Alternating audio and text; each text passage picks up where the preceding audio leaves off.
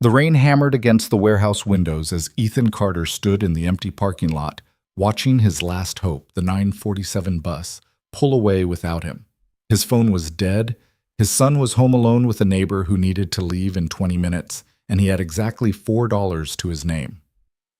Then headlights cut through the darkness. The sleek black sedan rolled to a stop, and through the rain-streaked window, he saw her, Victoria Hale, the woman whose single glance could silence an entire warehouse floor. His boss, the last person he ever expected to save him. Before we begin, I want to invite you to join me on this journey. If this story touches your heart, please hit that like button and drop a comment telling me what city you're watching from. I love seeing how far these stories travel. Now let's dive in. The fluorescent lights of Riverside Distribution hummed their usual monotonous tune as Ethan Carter loaded the last pallet onto the truck. His shoulders ached with the familiar burn of a 12-hour shift, but he'd stopped noticing that particular pain years ago. It had become background noise, like the beeping of forklifts or the constant chatter of the loading bay.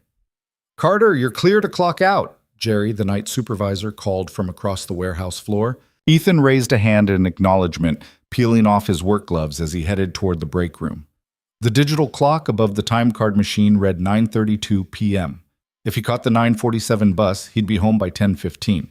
Just enough time to relieve Mrs. Patterson, check on Noah, and maybe grab 4 hours of sleep before his morning shift started at 6.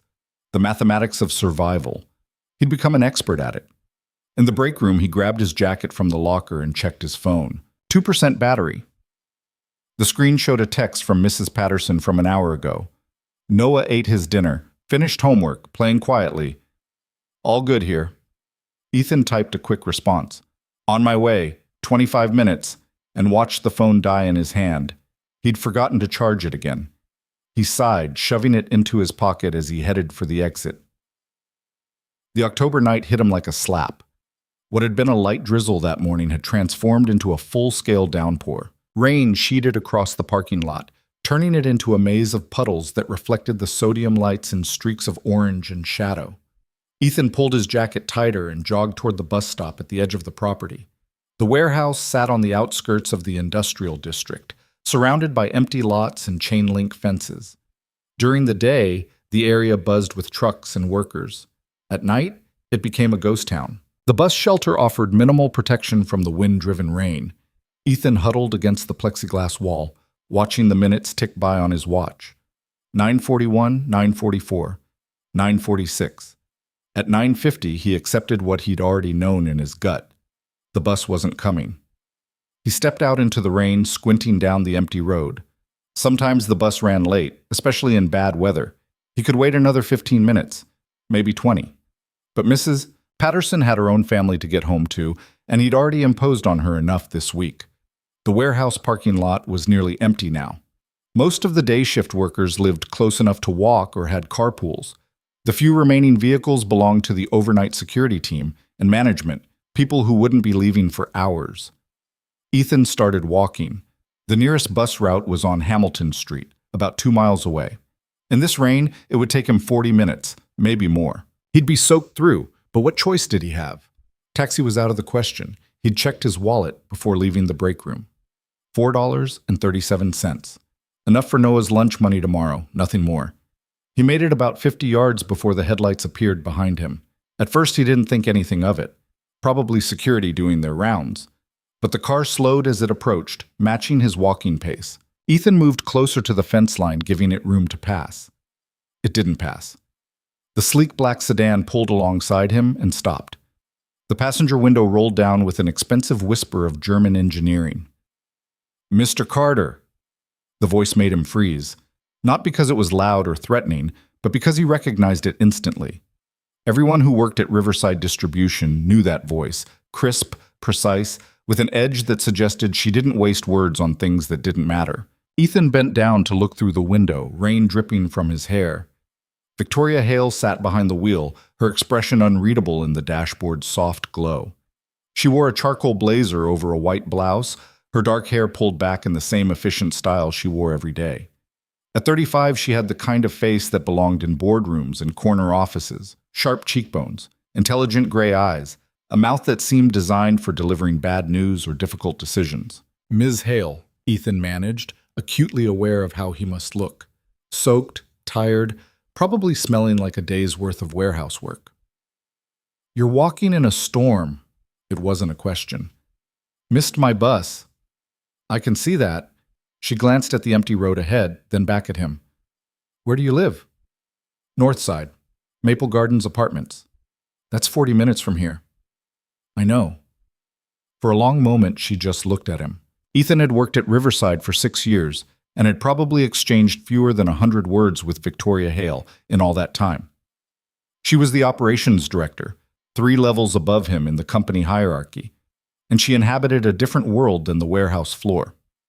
When she walked through the facility on her quarterly inspections, conversation stopped.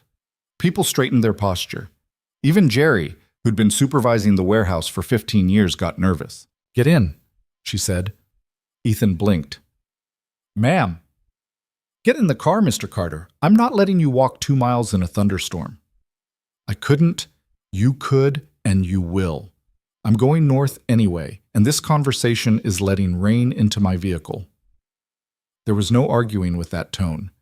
Ethan circled around the front of the car, hyper-aware of his wet boots on her pristine floor mats as he slid into the passenger seat. The interior smelled like leather and something subtle.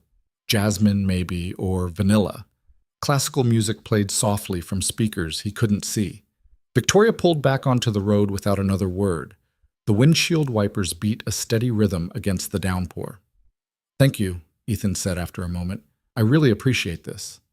You work the late shift regularly? 4 nights a week, sometimes 5.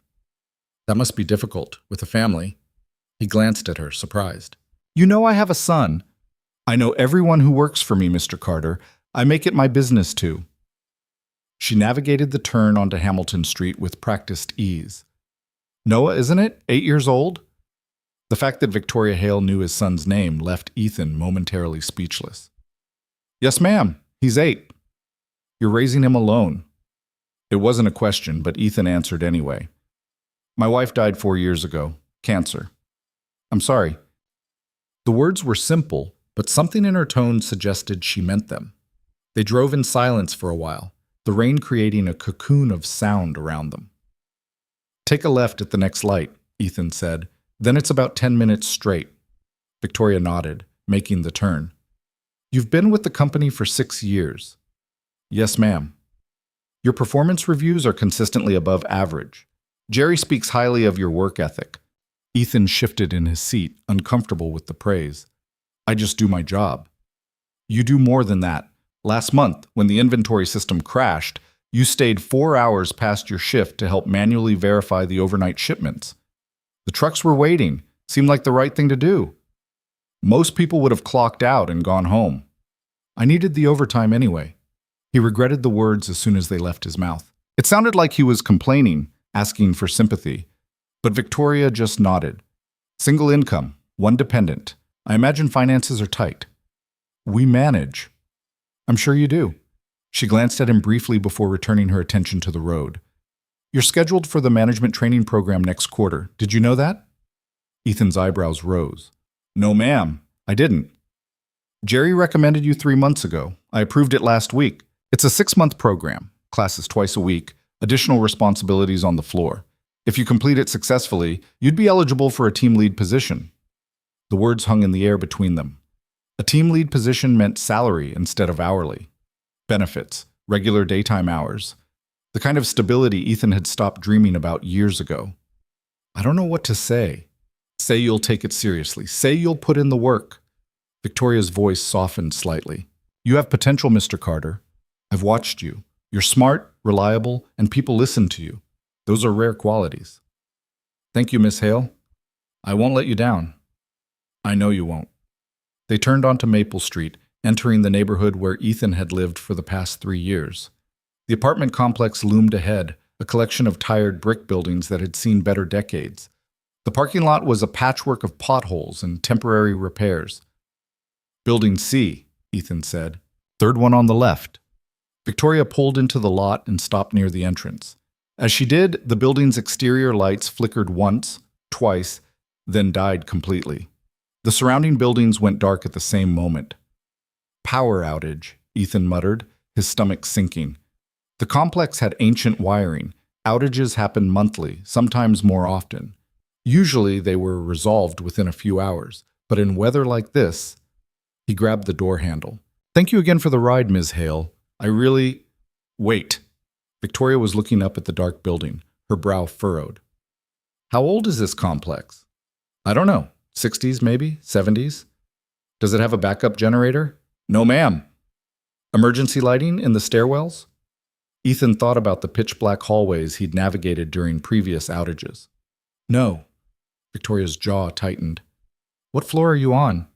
4th. And your son is up there, alone in the dark. The words hit Ethan like a physical blow. He hadn't thought Mrs. Patterson would have left by now. Noah would be alone, probably scared. The apartment would be getting cold already. Their building had electric heating, which meant no power equaled no heat. I need to go. Ethan pushed the door open. Mr. Carter? Victoria's voice stopped him. This building isn't safe. Not in this weather, not without power. It's where we live. I understand that. But it's October. It's barely 40 degrees outside and dropping. Without heat, that apartment will be uninhabitable by morning. She paused. You have family nearby? Somewhere you could stay tonight? Ethan shook his head. My parents passed when I was young. Sarah's family is in Oregon. It's just me and Noah. Friends? Not the kind I could call at 10 o'clock at night asking for a place to crash. Victoria was quiet for a long moment. Rain drummed against the roof. Finally she spoke, her voice careful and measured. I have a guest room. 2, actually. You and Noah could stay there tonight, just until the power comes back on. Ethan stared at her. Ms. Hale, I can't... Yes, you can. It's a practical solution to an immediate problem. She kept her gaze forward, hands still on the wheel. I live alone. I have space. And frankly, the alternative, you and an 8-year-old child trying to navigate 4 flights of stairs in complete darkness, then spending the night in a freezing apartment, is unacceptable. I appreciate the offer, but Mr. Carter. Now she looked at him, and her expression was softer than he'd ever seen it. I'm not asking you to impose. I'm offering because it's the reasonable thing to do.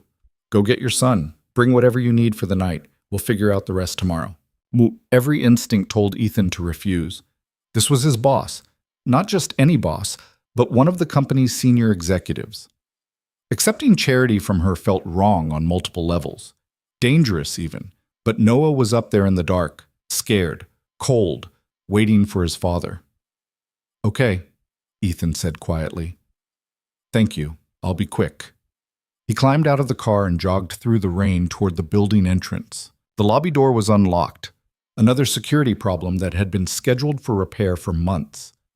Inside, the darkness was absolute. Ethan pulled out his dead phone, cursing under his breath, then felt his way to the stairwell. The climb to the 4th floor took 5 minutes of careful navigation. He kept one hand on the rail, testing each step before putting his weight on it. Other residents had already started lighting candles. He could see flickering light under a few doors. His apartment was at the end of the hall. Ethan knocked softly. Noah? Buddy, it's Dad. Can you unlock the door? He heard small footsteps, then the click of the deadbolt.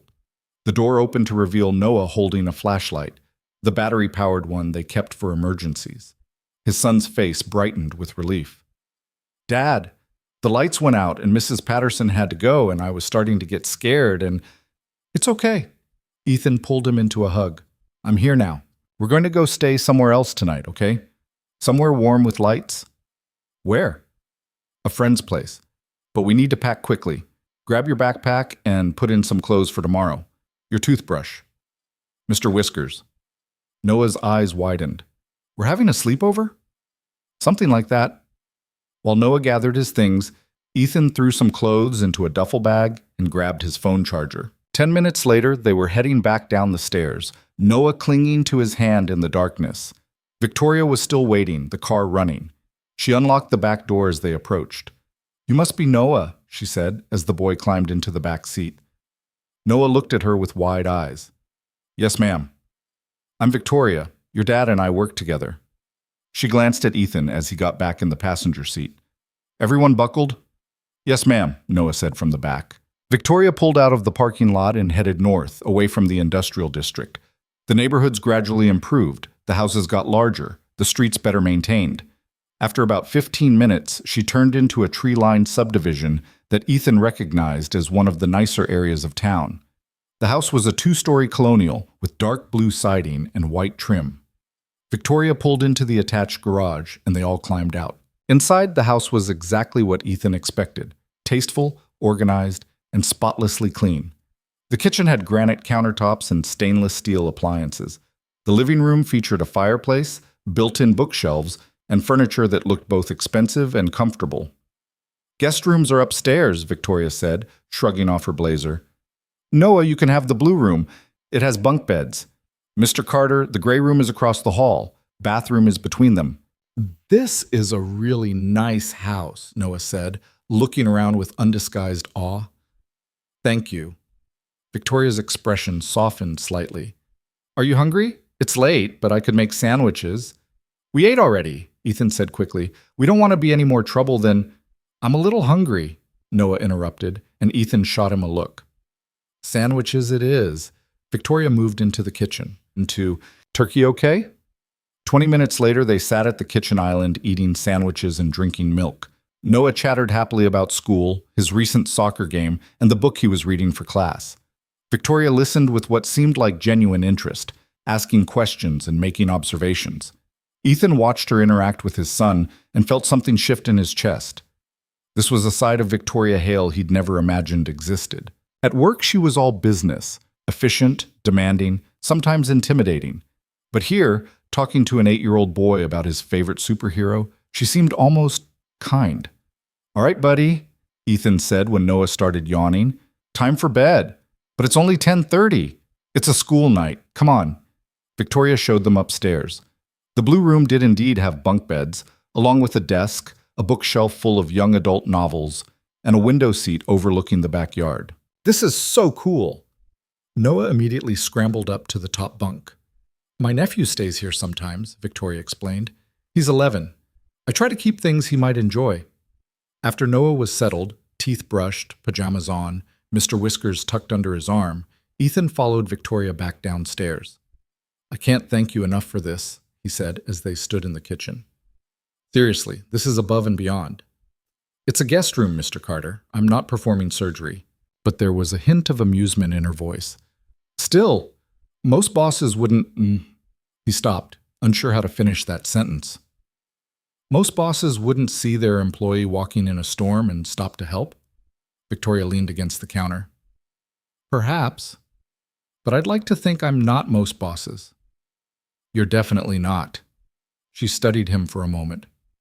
"You're exhausted. When's the last time you had a full night's sleep?" Ethan laughed, the sound surprising him. "I honestly can't remember." "Then I suggest you use tonight to remedy that. The gray room has blackout curtains and a very comfortable mattress. I won't be offended if you sleep past 6. "I have to work at 6. "Not tomorrow. Consider it a personal day." "Ms. Hale, I can't just—" "You can and you will. I'm the operations director. I'm authorizing it." She pushed off from the counter. "Go to bed, Mr. Carter. Everything else can wait until morning." Ethan wanted to argue, but the weight of the day pressed down on him. "Okay, thank you. You've thanked me enough for one night." "Good night, Mr. Carter." "Good night, Miss Hale." He climbed the stairs and found the gray room exactly as advertised. The bed was massive, covered in a plush comforter that looked like it cost more than his monthly rent. He set his phone to charge, then collapsed onto the mattress. For the first time in months, maybe years, Ethan fell asleep without worrying about alarm clocks, bills, or the mathematics of survival. The smell of coffee pulled him from sleep. Ethan opened his eyes to unfamiliar surroundings, momentarily disoriented. Then the previous night came rushing back. He grabbed his phone. 7:47 a.m. Panic shot through him. He'd overslept. Noah would be late for school. He probably didn't have time to get home, change, and then he remembered. Personal day. Victoria's authorization. Ethan lay back against the pillows, heart still racing. When was the last time he'd slept past 6? When was the last time someone had given him permission to rest? He found his clean clothes. Victoria had apparently taken the liberty of washing and drying them during the night, and headed downstairs. The kitchen was full of morning light and the sound of light jazz from a speaker somewhere. Victoria stood at the stove, spatula in hand, wearing jeans and a cream-colored sweater. It was jarring to see her in casual clothes. She looked younger, softer. "Good morning," she said without turning around. "I hope you like pancakes." Noah mentioned they were his favorite. Ethan found his son sitting at the island, already working on a stack of pancakes that was definitely larger than his stomach capacity. "Morning, Dad. Ms. Victoria makes really good pancakes." "Ms. Hale," Ethan corrected automatically. "Victoria's fine," she said, sliding another pancake onto a plate and setting it in front of Ethan. "Coffee?" "Please." She poured him a cup, black, which was exactly how he took it. Had she guessed, or had she somehow known that too? They ate breakfast together, Noah continuing his enthusiastic monologue about everything and nothing. Ethan kept waiting for the awkwardness to set in, for this situation to become uncomfortable. But it didn't. Victoria seemed perfectly at ease, asking Noah about his upcoming spelling test and laughing when he described his friend Marcus's failed attempt to juggle soccer balls. After breakfast, Victoria checked her phone. "Power's back on at your complex as of an hour ago. I called the management office to confirm." "Thank you," Ethan said. "We should probably get out of your hair." "There's no rush, but I imagine Noah needs to get to school." They gathered their things and Victoria drove them back to Maple Gardens. In the daylight, the complex looked even more tired than Ethan remembered. He felt a flash of embarrassment, seeing it through her eyes. "Thank you again," he said as they climbed out. "For everything. I don't know how to repay—" "You don't need to repay anything, Mr. Carter." Victoria's expression was unreadable behind her sunglasses. "See you Monday." She drove away before he could respond. The following weeks settled into their usual rhythm, but something had fundamentally shifted. At work, Victoria was still professional, still demanding, but occasionally, when their paths crossed in the warehouse, she'd nod at him. Once, she asked how Noah was doing. Another time, she mentioned that the management training program would be starting soon and asked if he'd received his schedule. Small things. Nothing that would make anyone look twice. But Ethan noticed. 3 weeks after the storm, Noah came down with what started as a simple cold. Within 2 days, it had progressed into something worse. Ethan took him to urgent care, where a tired-looking doctor diagnosed pneumonia and wrote prescriptions that cost $90 even with Ethan's insurance. "Keep him hydrated, monitor his fever, and if his breathing gets worse, take him to the ER," the doctor said. That night, Noah's fever spiked to 103. Ethan sat beside his son's bed, changing cool washcloths and checking his breathing every 20 minutes. The antibiotics needed 48 hours to start working. 48 hours felt like an eternity. At midnight, his phone buzzed, a text from an unknown number. "Mr. Carter, this is Victoria Hale. Jerry mentioned your son is ill. How is he?" Ethan stared at the message. How did she even have his cell number? He typed back, "Running a high fever. Doctor says it's pneumonia, but should improve with antibiotics. Thank you for asking." 3 dots appeared, disappeared, appeared again. "Have you eaten today?" The question caught him off guard. Had he?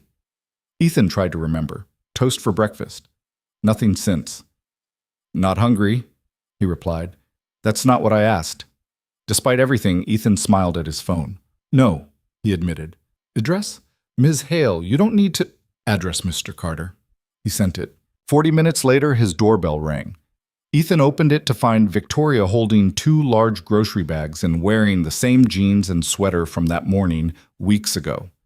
"You didn't have to come here," he said. "I know." She stepped inside without waiting for an invitation. "Where's your kitchen?" She unpacked the bags methodically. Chicken soup, crackers, orange juice, Gatorade, children's fever reducer, a thermometer that looked far more sophisticated than the one Ethan owned. "The soup just needs to be heated," she said. "The juice and Gatorade are for Noah. He needs to stay hydrated.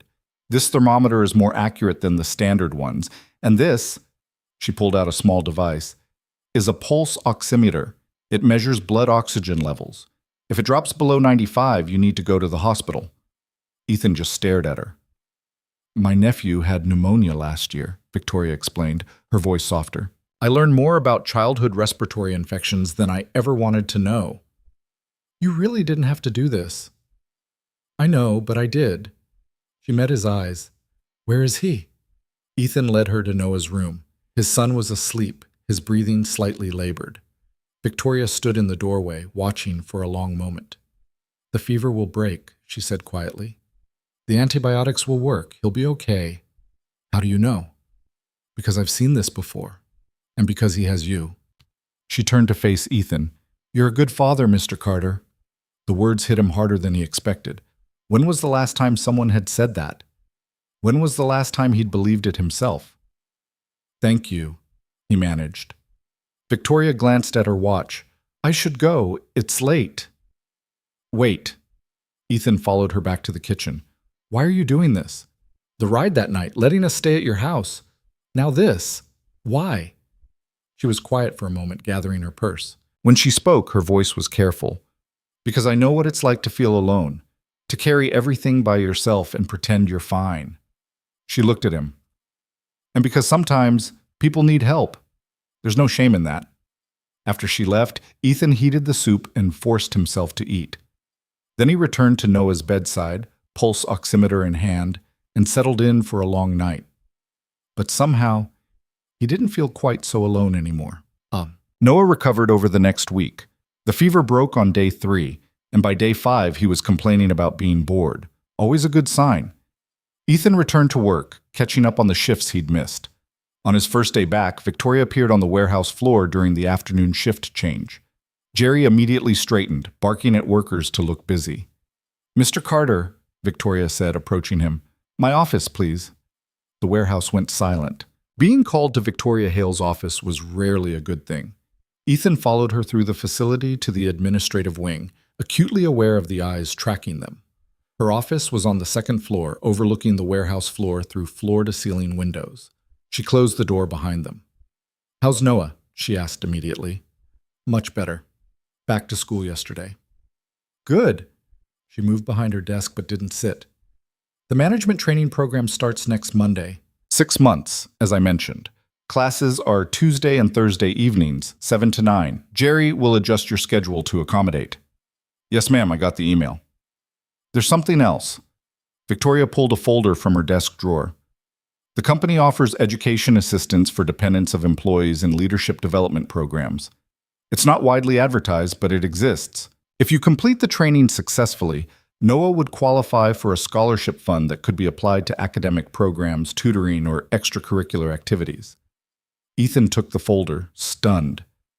I didn't know this existed. Most people don't. I'm making sure you do. Thank you, Ms. Hale. Victoria, she corrected. When it's just us, you can call me Victoria. The invitation felt significant, though Ethan couldn't quite articulate why. Victoria, he repeated. Something flickered in her expression, there and gone so quickly he might have imagined it. Was there anything else? He asked. No, that's all. But she didn't move, and neither did he. They stood there in her office, the warehouse noise muted through the glass, the air between them charged with something unnamed. Finally, Victoria broke the silence. You should get back to the floor. Jerry will wonder what's taking so long. Right, of course. Ethan headed for the door, then paused. Victoria? Yes? Thank you for everything. She smiled, a real smile, not the professional one she wore in meetings. You're welcome, Ethan. It was the first time she'd used his first name. He thought about that smile for the rest of his shift, and long after he got home. The management training program consumed his Tuesday and Thursday evenings for the next several months. The classes covered everything from inventory management systems to team leadership principles to basic accounting. Ethan discovered he was good at it, better than good, actually. The concepts came naturally to him, probably because he'd spent 6 years observing how the warehouse operated from the ground level. Victoria taught 2 of the modules herself, operational efficiency and strategic planning. Watching her present was mesmerizing. She commanded the room effortlessly, fielding questions and challenging assumptions. She pushed them all to think bigger, to see beyond their immediate tasks to the larger systems at play. After the 4th class, she asked Ethan to stay behind. You're doing well, she said once the others had left. Top scores on the assessments, excellent participation. I'm enjoying it more than I expected. Good, Because I have a proposition for you. Victoria leaned against the desk. We're opening a new distribution center in the spring. Larger facility, more advanced systems. I need someone to help oversee the transition, someone who understands both the technical side and the human side of operations. That sounds like a big project. It is. It would mean more responsibility, irregular hours during the transition period, and a significant learning curve. She paused. It would also mean a salary increase of 30% and a title of operations coordinator. Ethan's breath caught. 30%. That was the difference between surviving and actually living. That was Noah's college fund, a reliable car, maybe even a better apartment. I don't know what to say. Say you'll think about it. Say you'll meet me for coffee this weekend to discuss the details. Coffee? Yes, Ethan, coffee. Saturday morning, if you're available. There's a cafe called Riverside Roasters on Main Street. Do you know it? I know it. 10 o'clock? He knew he should hesitate, should question the appropriateness of meeting his boss for coffee on a weekend, but he didn't want to. I'll be there, he said. That night, lying in bed, Ethan tried to untangle what was happening. This was about work, obviously. A job opportunity. Professional development. But the way Victoria had looked at him when she extended the invitation, that hadn't felt purely professional. And the way his heart had responded definitely wasn't. He was standing on the edge of something. He could feel it. The question was whether he had the courage to jump.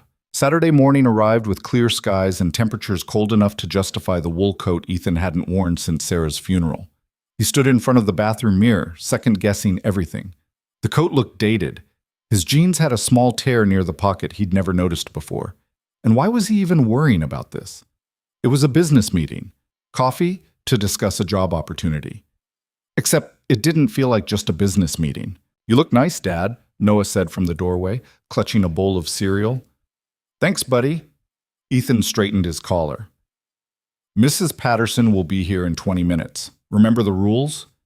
No video games until homework is done, vegetables at lunch, and if anyone knocks, I don't answer the door.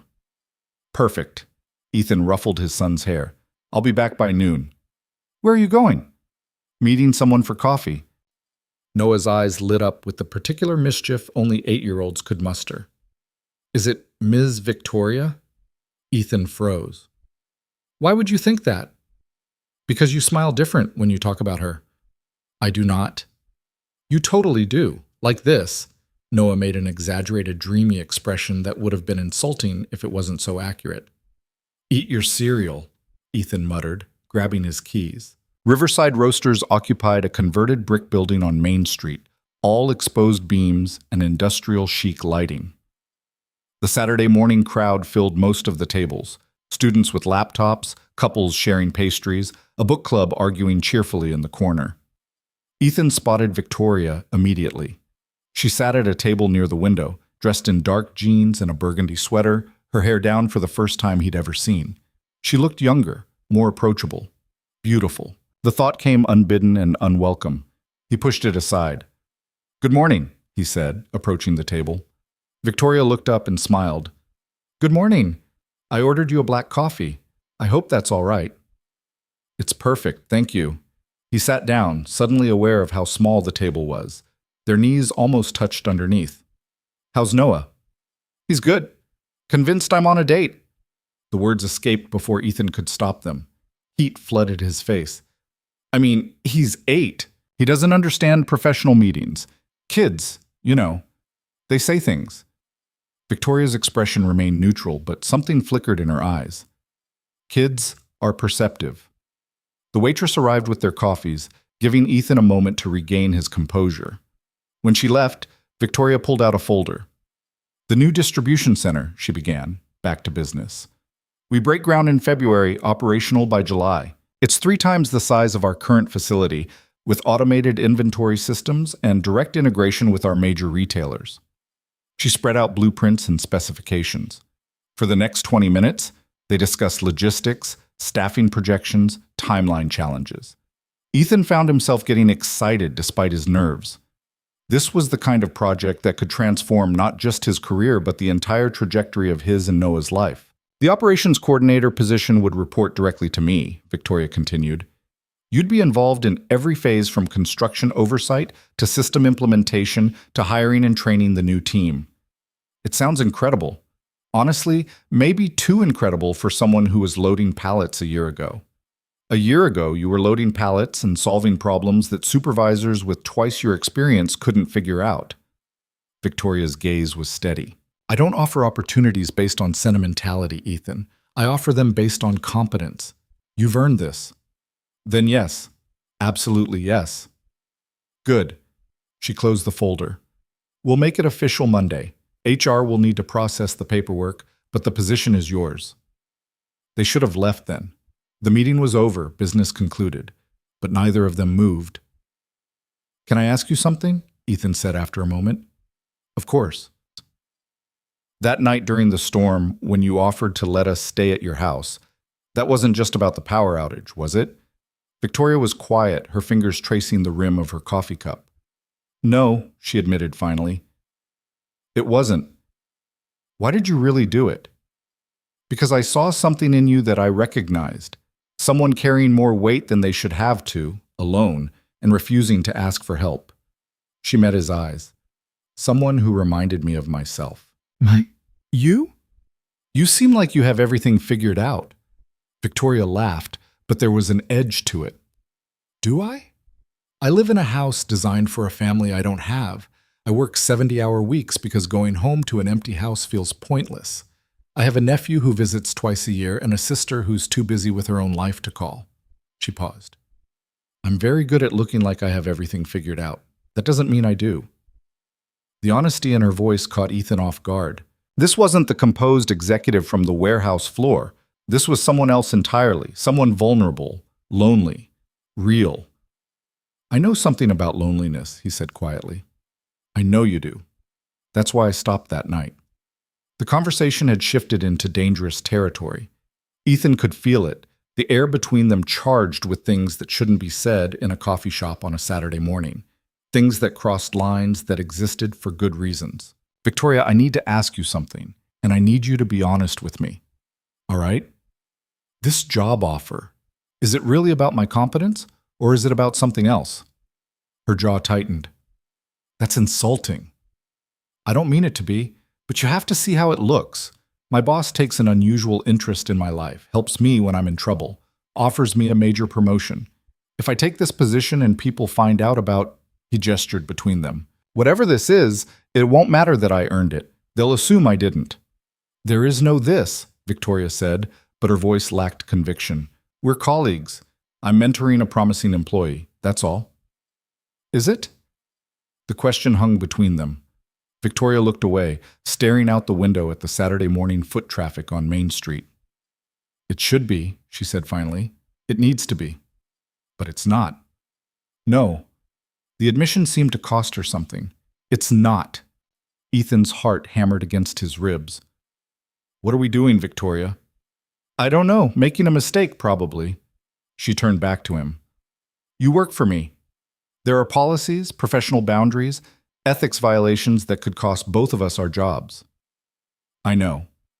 And you have Noah to think about. Stability, security. You can't risk that for something that probably wouldn't work anyway. Probably? We're from different worlds, Ethan. Different lives. I'm your boss. The power dynamic alone makes this impossible. Everything she said was true. Logical, rational. All the reasons why they should finish their coffee, shake hands, and return to the safe confines of their professional relationship. Ethan knew all of this. He also knew he'd never felt this kind of pull toward another person since Sarah died. You're right, he said. About all of it. This is complicated and risky and probably a terrible idea. Yes. But I need you to know something. Ethan leaned forward. That night you drove me home, when you offered us a place to stay. That was the first time in 4 years that someone saw me struggling and actually helped without making me feel like a charity case. When Noah was sick and you showed up at my door with soup and medicine, I didn't feel pitied. I felt cared for, like I mattered. Victoria's expression softened. You do matter. And these past few months working with you, learning from you, I've felt something I thought I'd lost. Not just hope about my career, but hope about my life. about the possibility that maybe I don't have to do everything alone anymore. Ethan, I'm not asking you for anything, he interrupted gently. I'm just telling you the truth. Because I think you deserve to know that whatever this is, it's not one-sided. And it's not just gratitude or proximity or any of the logical explanations we could come up with. Victoria's eyes glistened. What are you saying?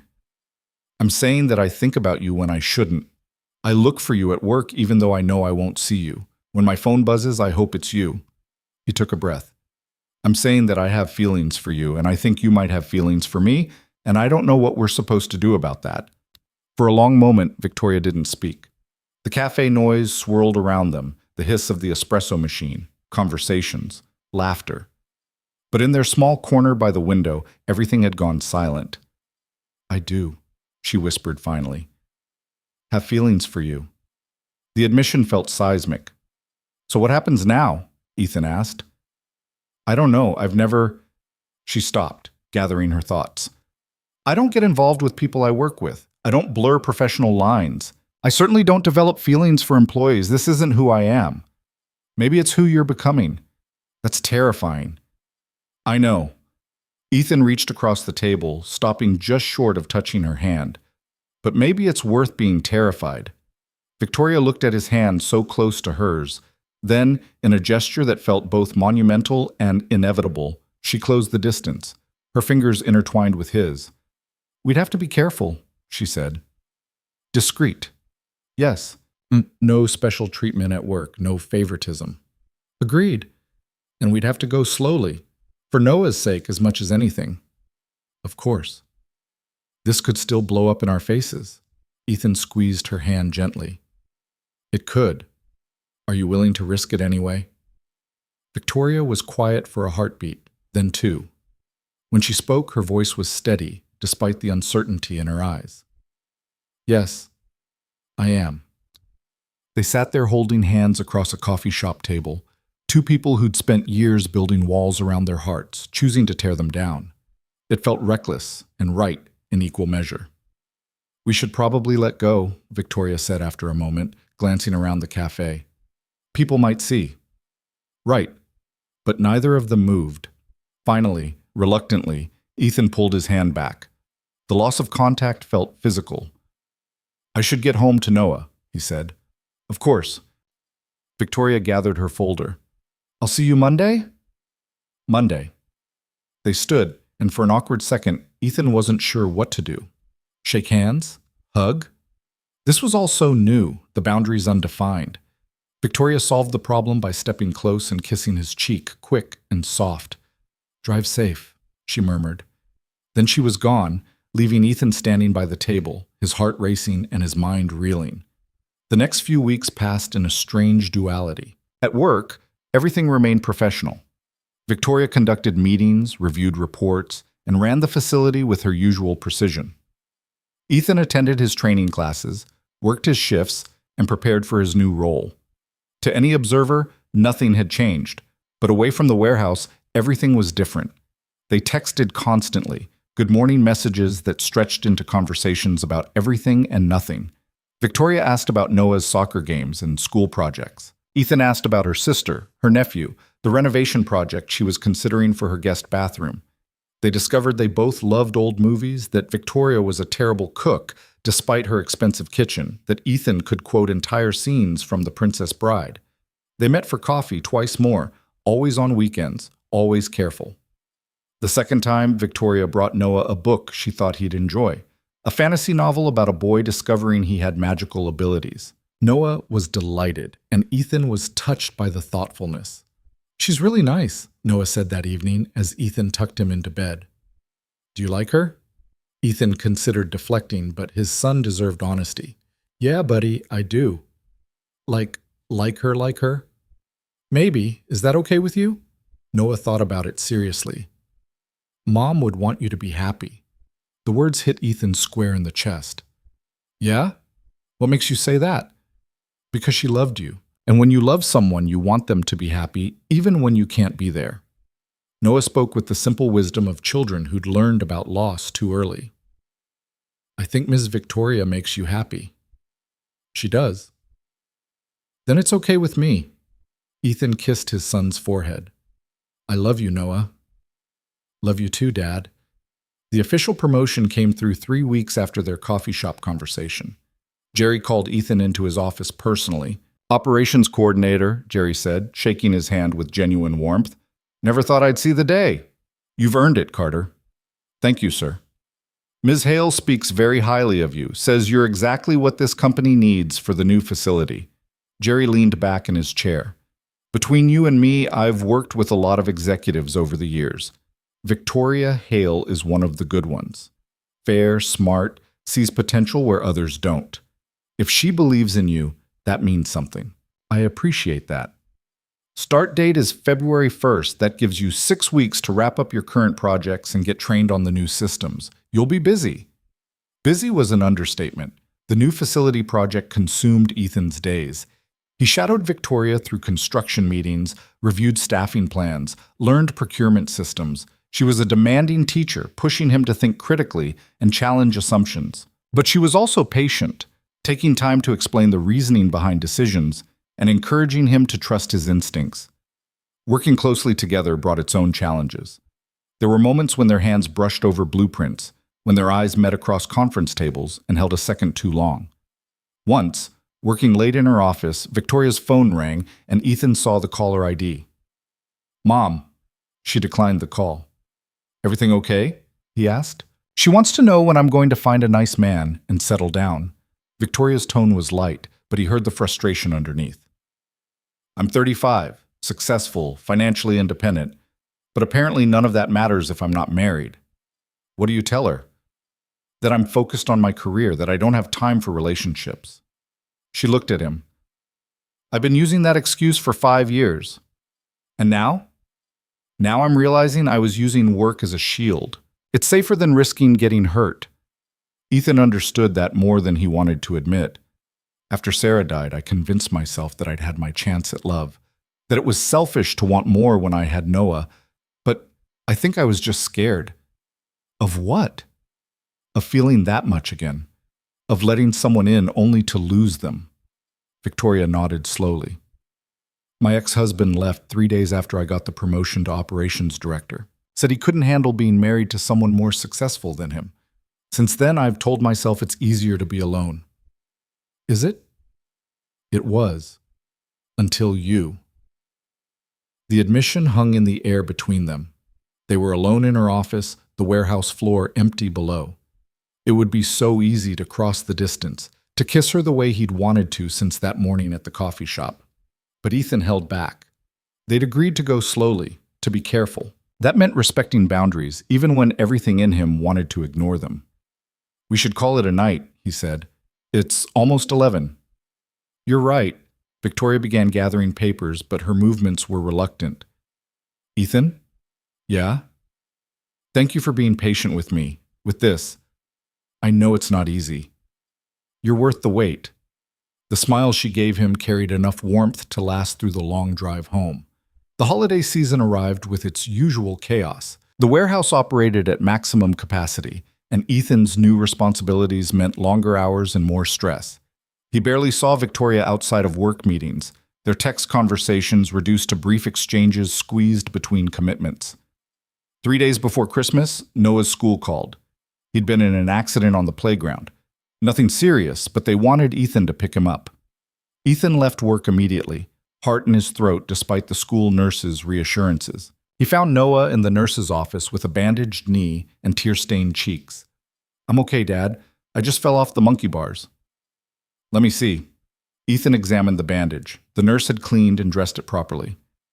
Does it hurt? Not really. I'm sorry you had to leave work. Hey. Ethan tilted his son's chin up. You are more important than any job, always. Understand? Noah nodded, then burst into fresh tears. I miss Mom. It's almost Christmas, and I miss her. And I feel bad because I'm happy, but I still miss her. Ethan pulled his son close, his own eyes burning. I miss her too, buddy, and it's okay to be both happy and sad. Those feelings can exist together. Dad? Yeah? Do you think Mom would like Ms. Victoria? The question surprised him. Why do you ask? Because you seem happier when you talk about her. And I want you to be happy, but I don't want to forget Mom. Ethan's throat tightened. You will never forget your mother. She's part of you, and she always will be. And yes, I think she would like Victoria. I think she'd be glad I found someone who makes me want to be better. They sat there in the nurse's office, holding each other, navigating the complicated territory of grief and healing and moving forward. That evening, Ethan texted Victoria. Can I call you? She answered on the second ring. What's wrong? He told her about Noah's fall, the conversation in the nurse's office, the tears and the questions. Victoria listened without interrupting. He's worried about forgetting his mother, Ethan finished, about what it means if he accepts you in our lives. That's completely understandable. I know, but I don't know how to help him navigate it. Victoria was quiet for a moment. Would it help if I talked to him? Not as whatever we are to each other, just as someone who understands loss. You lost someone? My father. When I was 12. Heart attack. Her voice was soft. I remember my mother starting to date again 2 years later, and I was furious. It felt like a betrayal, like she was trying to replace him. What changed? She sat me down and told me that loving someone new didn't erase the love she had for my father, that her heart was big enough for both. It took me a long time to understand that, but she was right. Would you really be willing to talk to Noah? Of course, if you think it would help. That Saturday, Victoria came over for the first time. Ethan had cleaned the apartment obsessively, acutely aware of how small and shabby it was compared to her house. But Victoria didn't seem to notice or care.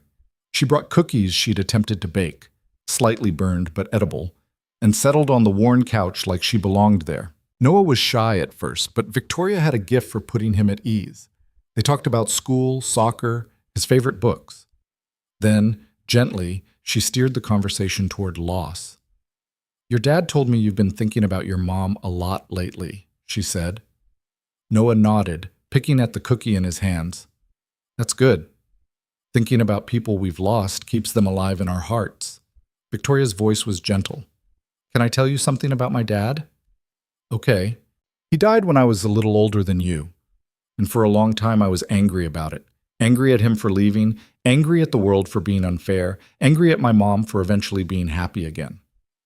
Were you mad at her new boyfriend? I was furious.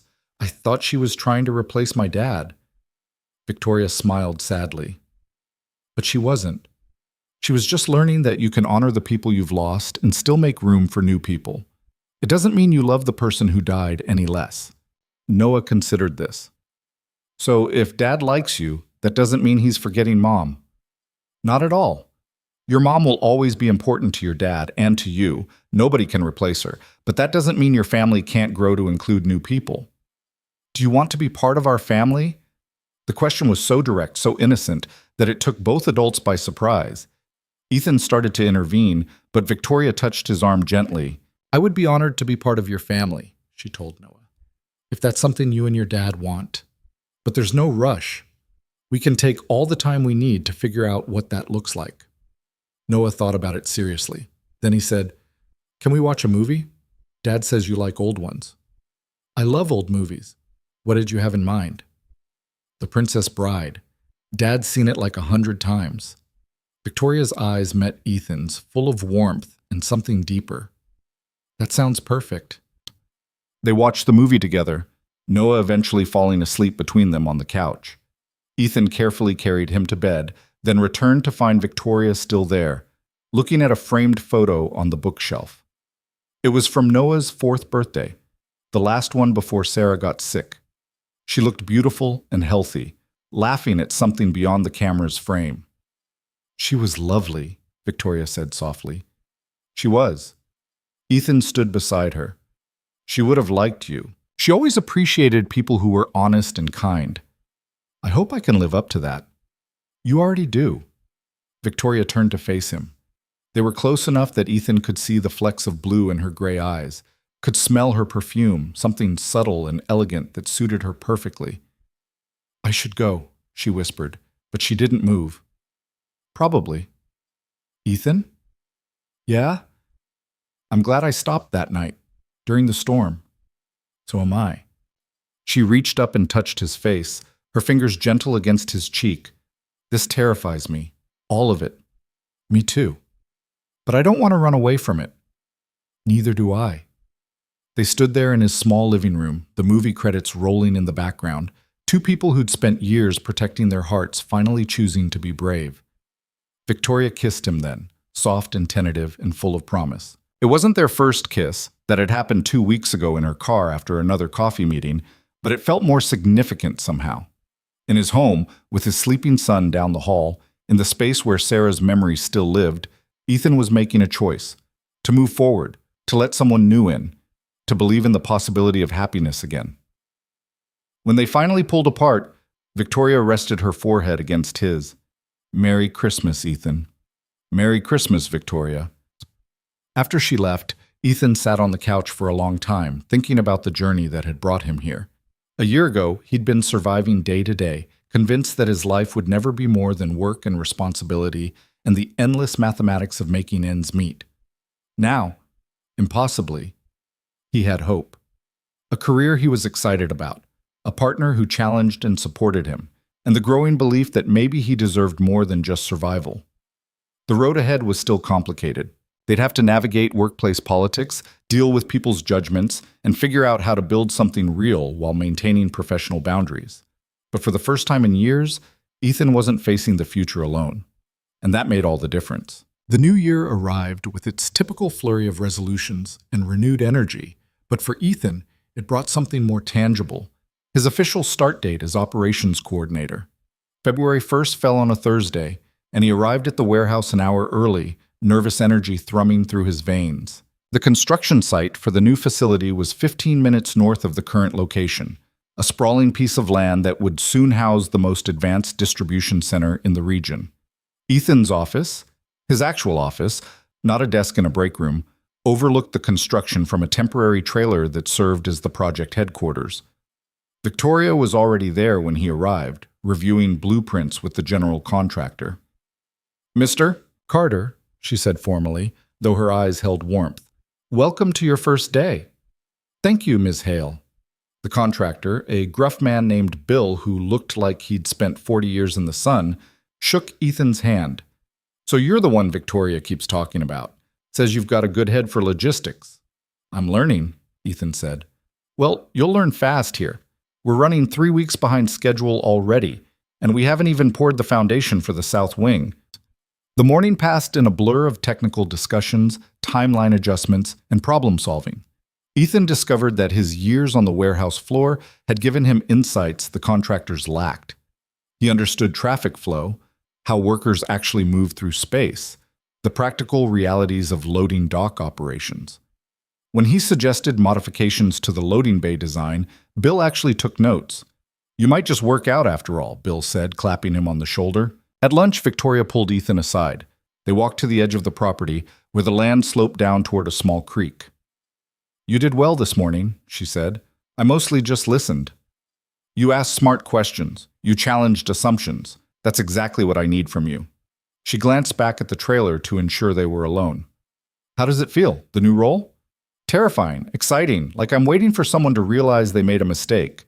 "They didn't make a mistake, Ethan. I didn't make a mistake." "I know. Intellectually, I know that. But the kid who grew up in foster care, who barely finished high school, who spent 6 years loading trucks, that part of me still can't quite believe this is real." Victoria's expression softened. "Foster care? You never mentioned that." "It's not something I talk about much. My parents died in a car accident when I was 7. No other family. I bounced around the system until I aged out at 18. He kicked at a loose stone. Sarah was the first person who made me feel like I belonged somewhere. When she died, I thought that feeling died with her. And now?" He met her eyes. "Now I'm starting to believe I can belong somewhere again." They stood in comfortable silence for a moment, the winter sun pale but warming. Finally, Victoria checked her watch. "We should get back. Conference call with the architects at 1:30. "Right. Of course." As they walked back toward the trailer, Victoria's hand brushed against his, quick and deliberate. It was a small gesture, invisible to anyone watching, but it sent warmth through Ethan's entire body. The weeks that followed established a new rhythm. Ethan spent his days at the construction site, learning everything from HVAC systems to inventory management software. His evenings were devoted to Noah, homework, dinner, bedtime routines. And late at night, after his son was asleep, he texted Victoria. Sometimes they talked about work. More often, they talked about everything else. On weekends, Victoria became a regular presence in their lives. She attended Noah's soccer games, cheering from the sidelines with an enthusiasm that surprised everyone who knew her only as the stern operations director. She helped with homework, particularly math, which she'd minored in during college. And she cooked, or attempted to cook, though her culinary skills remained questionable at best. "This is interesting," Noah said diplomatically one Sunday evening, poking at the casserole Victoria had made. "Interesting good or interesting bad?" Victoria asked. "Just interesting." Ethan laughed. "It's a little burned, Vic." "A little? The cheese is black." "The parts that aren't burned are good," Noah offered helpfully. They ended up ordering pizza, the failed casserole forgotten as they played board games at the kitchen table. Watching Victoria and Noah gang up on him during Monopoly, Ethan felt something shift in his chest. This wasn't just dating anymore. This was becoming a family. The thought both thrilled and terrified him. Later, after Noah was in bed, Victoria helped Ethan clean up the kitchen. "I'm sorry about dinner," she said. "I really thought I followed the recipe this time." "You did. You just also set the oven to broil instead of bake." "That would explain the charcoal effect." She dried a plate, shaking her head. "I'm supposed to be competent. I run a multi-million-dollar operation. Why can't I cook a simple casserole?" "Because you're human. You're allowed to be bad at some things." "I don't like being bad at things." "I've noticed." Ethan took the plate from her and set it in the cabinet. "But Noah doesn't care if you can cook. He cares that you show up, that you're here." "Is it too much? Me being here so often?" "What? No, not at all. I don't want to overstep. This is your home, your life with Noah. You're not just anything." Ethan turned to face her fully. "You're important to us, both of us, and having you here feels right." Victoria's expression was vulnerable in a way he rarely saw. "It feels right to me too. That's what scares me." "Why does it scare you?" "Because what if it doesn't last? What if we try to build something and it falls apart? Noah would be hurt. You would be hurt. I would be—" She stopped, looking away. "You would be what?" "Devastated," she whispered. "I would be devastated." Ethan pulled her close, and she let him, resting her head against his chest. They stood like that for a long time, the kitchen light warm around them, the apartment quiet except for the hum of the refrigerator. "I can't promise it won't fall apart," Ethan said finally. "I can't promise perfect, but I can promise that I'm all in, that I'm not going anywhere unless you tell me to." "Don't go anywhere," Victoria said against his shirt. "I won't." At work, maintaining professional boundaries became increasingly challenging. Everyone knew Ethan had been promoted, but most assumed it was purely merit-based. Jerry had championed him, after all, and his performance in the training program had been exemplary. But there were whispers. There always were when someone rose quickly through the ranks. "Heard you and Hale are pretty tight," one of the warehouse supervisors, Marcus, said one afternoon. His tone was carefully neutral, but Ethan heard the question underneath. "We work closely on the new facility project," Ethan replied evenly. "Right. Just seems like you two have gotten pretty friendly lately." "Ms. Hale is my supervisor. We maintain a professional relationship." Marcus studied him for a moment, then shrugged. "Sure, man. Just making conversation." But Ethan knew it wouldn't be the last time someone asked. The rumors would grow, fed by every meeting that ran long, every time Victoria sought his opinion, every moment their professional partnership looked like something more. He mentioned it to Victoria that evening during one of their phone calls. "People are starting to notice," he said, "or at least starting to wonder." Victoria sighed. "I knew this would happen eventually. We've been careful, but we can't control what people think. Maybe we should tell HR, make it official." "And say what? That we're dating? That could complicate your position even more. People will assume the promotion was favoritism regardless of the truth." "So, what do we do?" "We keep being professional at work. We document everything related to your performance and role. We make sure there's no legitimate basis for anyone to claim impropriety." She paused. And we accept that some people will think what they want to think regardless of reality. That doesn't bother you?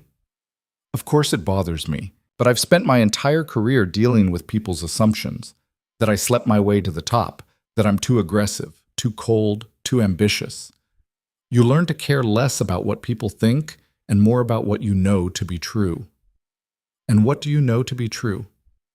That you earned your position, that you're brilliant at what you do, and that my feelings for you have nothing to do with your professional value to this company.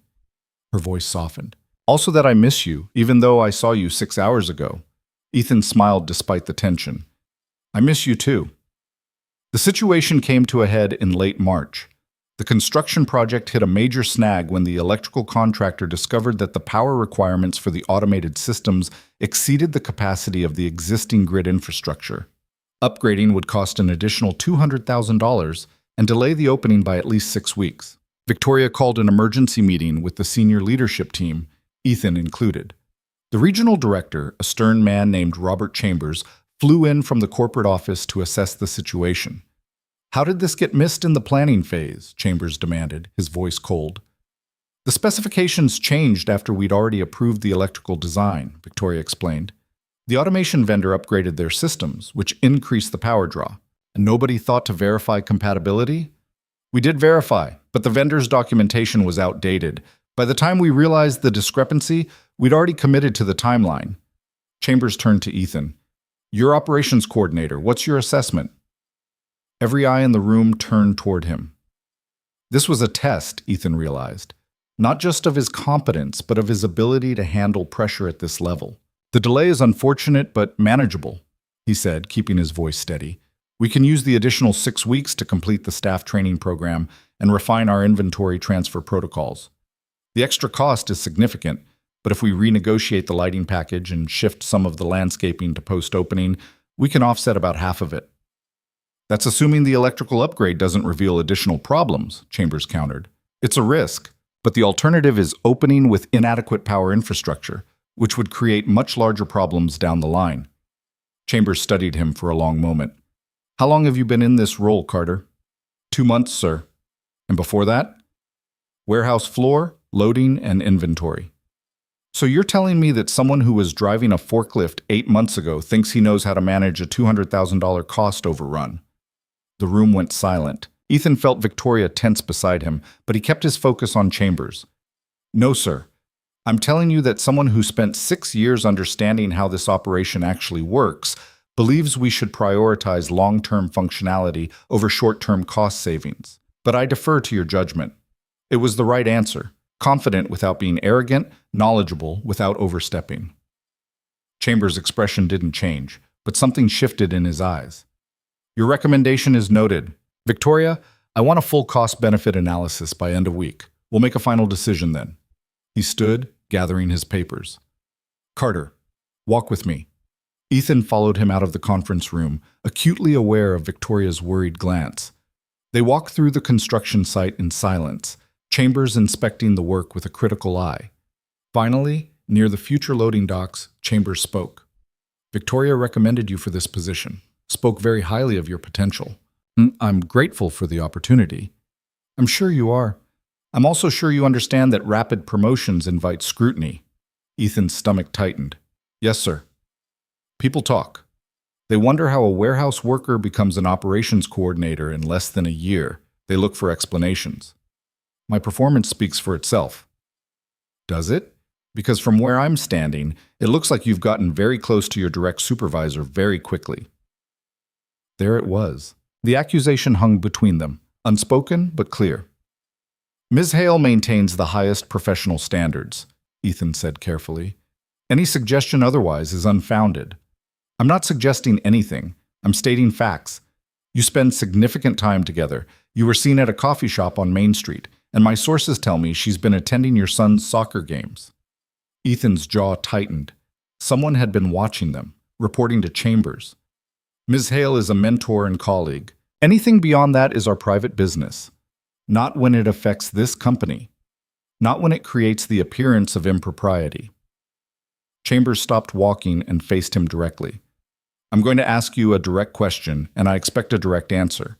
Are you romantically involved with Victoria Hale? Every instinct told Ethan to deflect, to protect them both. But lying would only make things worse. Yes, he said quietly. We are. Chambers' expression remained neutral. How long? We've been close since early January, but the relationship developed after my promotion was already approved. That's not how it will look. I understand that, sir, but it's the truth. Truth and perception are two different things in business, Carter. Chambers resumed walking. Victoria is one of the most talented operations directors I've worked with. She's brilliant, driven, and has a future with this company that could take her very far. A scandal could derail that. I would never want to hurt her career. Then you need to make a choice. Either your relationship stays completely private, and I mean completely. No public appearances, no attendance at family events, nothing that anyone could point to, or one of you needs to transfer to a different division. Preferably you, since you're more junior. The words hit Ethan like a physical blow. Transfer meant leaving everything he'd built, starting over somewhere new. But keeping the relationship secret meant hiding, lying, asking Victoria to pretend he didn't exist outside of work. That's not fair, he said, the words escaping before he could stop them. Fair or not, it's reality. I don't make the rules, I enforce them. Company policy is clear about supervisor-subordinate relationships. You both knew that when you started this. We disclosed it to HR last week. Chambers stopped walking again. You what? We filed the appropriate disclosure forms. Everything's documented. And HR approved it? They required us to sign acknowledgments about conflict of interest and professional boundaries. As long as we maintain those boundaries and I don't report directly to Victoria, which I don't, technically I report to the Regional Operations Committee, there's no policy violation. For the first time, Chambers looked surprised. I wasn't informed of this. The disclosure was filed 5 days ago. Perhaps it hasn't made its way through channels yet. Perhaps. Chambers studied him with new interest. You did your homework. Victoria insisted we do everything by the book. Smart woman. He started walking again, but his demeanor had shifted slightly. All right, Carter, you've covered yourselves legally, but that doesn't change the political reality. There will be people who question your credibility, who assume Victoria is protecting you, who whisper that you're getting ahead because of who you're sleeping with rather than what you know. I know, sir. Can you handle that? Because it won't be easy. Some people will respect you, others won't, and you'll never know for certain which is which. Ethan thought about Noah, about the life he was building, about Victoria and everything she meant to him. I can handle it. We'll see. They'd completed a full circuit of the construction site and arrived back at the trailer. One more thing, Carter. If I ever see evidence that your relationship is affecting your judgment or Victoria's, if I see even a hint of favoritism or compromised decision-making, I will personally ensure that one or both of you are terminated. Clear? Crystal clear, sir? Good. Now go make that cost-benefit analysis bulletproof. I expect nothing less than excellence. Chambers left and Ethan stood alone in the construction site, his hand shaking slightly. He'd just been threatened, interrogated, and warned. But he'd also stood his ground. And they'd followed the rules, done everything properly, which meant Chambers couldn't actually do anything to them, unless they made a mistake, unless someone found evidence of impropriety, unless the scrutiny became too much and one of them broke under the pressure. That evening, Ethan told Victoria about the conversation with Chambers. He knows, Ethan said. Someone's been reporting to him. They've seen us together outside of work. Victoria's face went pale. What did you tell him? The truth, that we're together, that we disclosed to HR, that everything has been done according to policy. He must be furious. He's not happy, but he also can't do anything as long as we maintain boundaries. Ethan sat down heavily on her couch. They were at her house, Noah having a sleepover at his friend Marcus's place. He basically said people will always question whether I earned my position. That's not fair to you. Life isn't fair. I learned that a long time ago. Victoria sat beside him, taking his hand. This is my fault. I should have been more careful. I shouldn't have come to Noah's games, shouldn't have been seen with you in public. So what are we supposed to do? Hide? Pretend we don't know each other outside of work? Maybe. For a while. Until the new facility opens and you've proven yourself beyond any doubt. That's 6 months away. You want to hide our relationship for 6 months? I don't want to, but maybe we have to. Ethan pulled his hand away, frustration rising. Sarah and I dated for 6 months before we told anyone. We were young, scared of what people would think. And then she got cancer, and we got married quickly so I could make medical decisions. And then she died. And I spent years regretting all the time we wasted hiding. This is different. Is it? Or are we just scared, making excuses? I'm trying to protect you, protect your career. I don't need you to protect me. I need you to believe that we're strong enough to handle this together. Victoria's eyes filled with tears. I do believe that. But I also know how cruel people can be. How they'll tear you apart just because they can. I've lived through that kind of scrutiny, Ethan. It nearly destroyed me once. I can't watch it happen to you. When? What happened? She took a shaky breath. My ex-husband. After he left, he started rumors that I'd been unfaithful, that I'd used company resources for personal gain, that my promotion was the result of an affair with a board member. None of it was true, but it didn't matter. The company investigated me for 6 months. My colleagues looked at me differently. Some stopped talking to me entirely. I almost resigned just to make it stop. What changed? The investigation cleared me completely, but the damage was done. I'd lost friendships, professional relationships, trust that I've spent years rebuilding. She wiped her eyes. I don't want that for you, or for us. Ethan pulled her close, feeling her trembling against him. I'm sorry that happened to you. But we're not hiding. We did everything right. Disclosure, documentation, boundaries. Chambers can't touch us unless we actually break the rules. He doesn't have to. He can just make our lives difficult, question every decision, scrutinize every interaction, create an environment where we can't breathe. Then we'll deal with it, together. You say that now, but when it gets hard, when people start talking, I won't leave. Ethan tilted her chin up, making her meet his eyes. I'm not your ex-husband. I'm not going to run when things get complicated. I'm here, Victoria. I'm all in, no matter what. She searched his face, looking for doubt or hesitation. When she found none, something in her expression crumbled and rebuilt simultaneously. I love you, she whispered. The words hung between them, monumental and terrifying and true. It was the first time either of them had said it. I love you too, Ethan said, and kissed her. They made love that night with a new intensity, a new understanding of what they were risking and why it mattered. Afterward, lying tangled together in her bed, Ethan felt the weight of everything settle over him. Loving Victoria meant accepting scrutiny. It meant weathering judgment and proving himself over and over.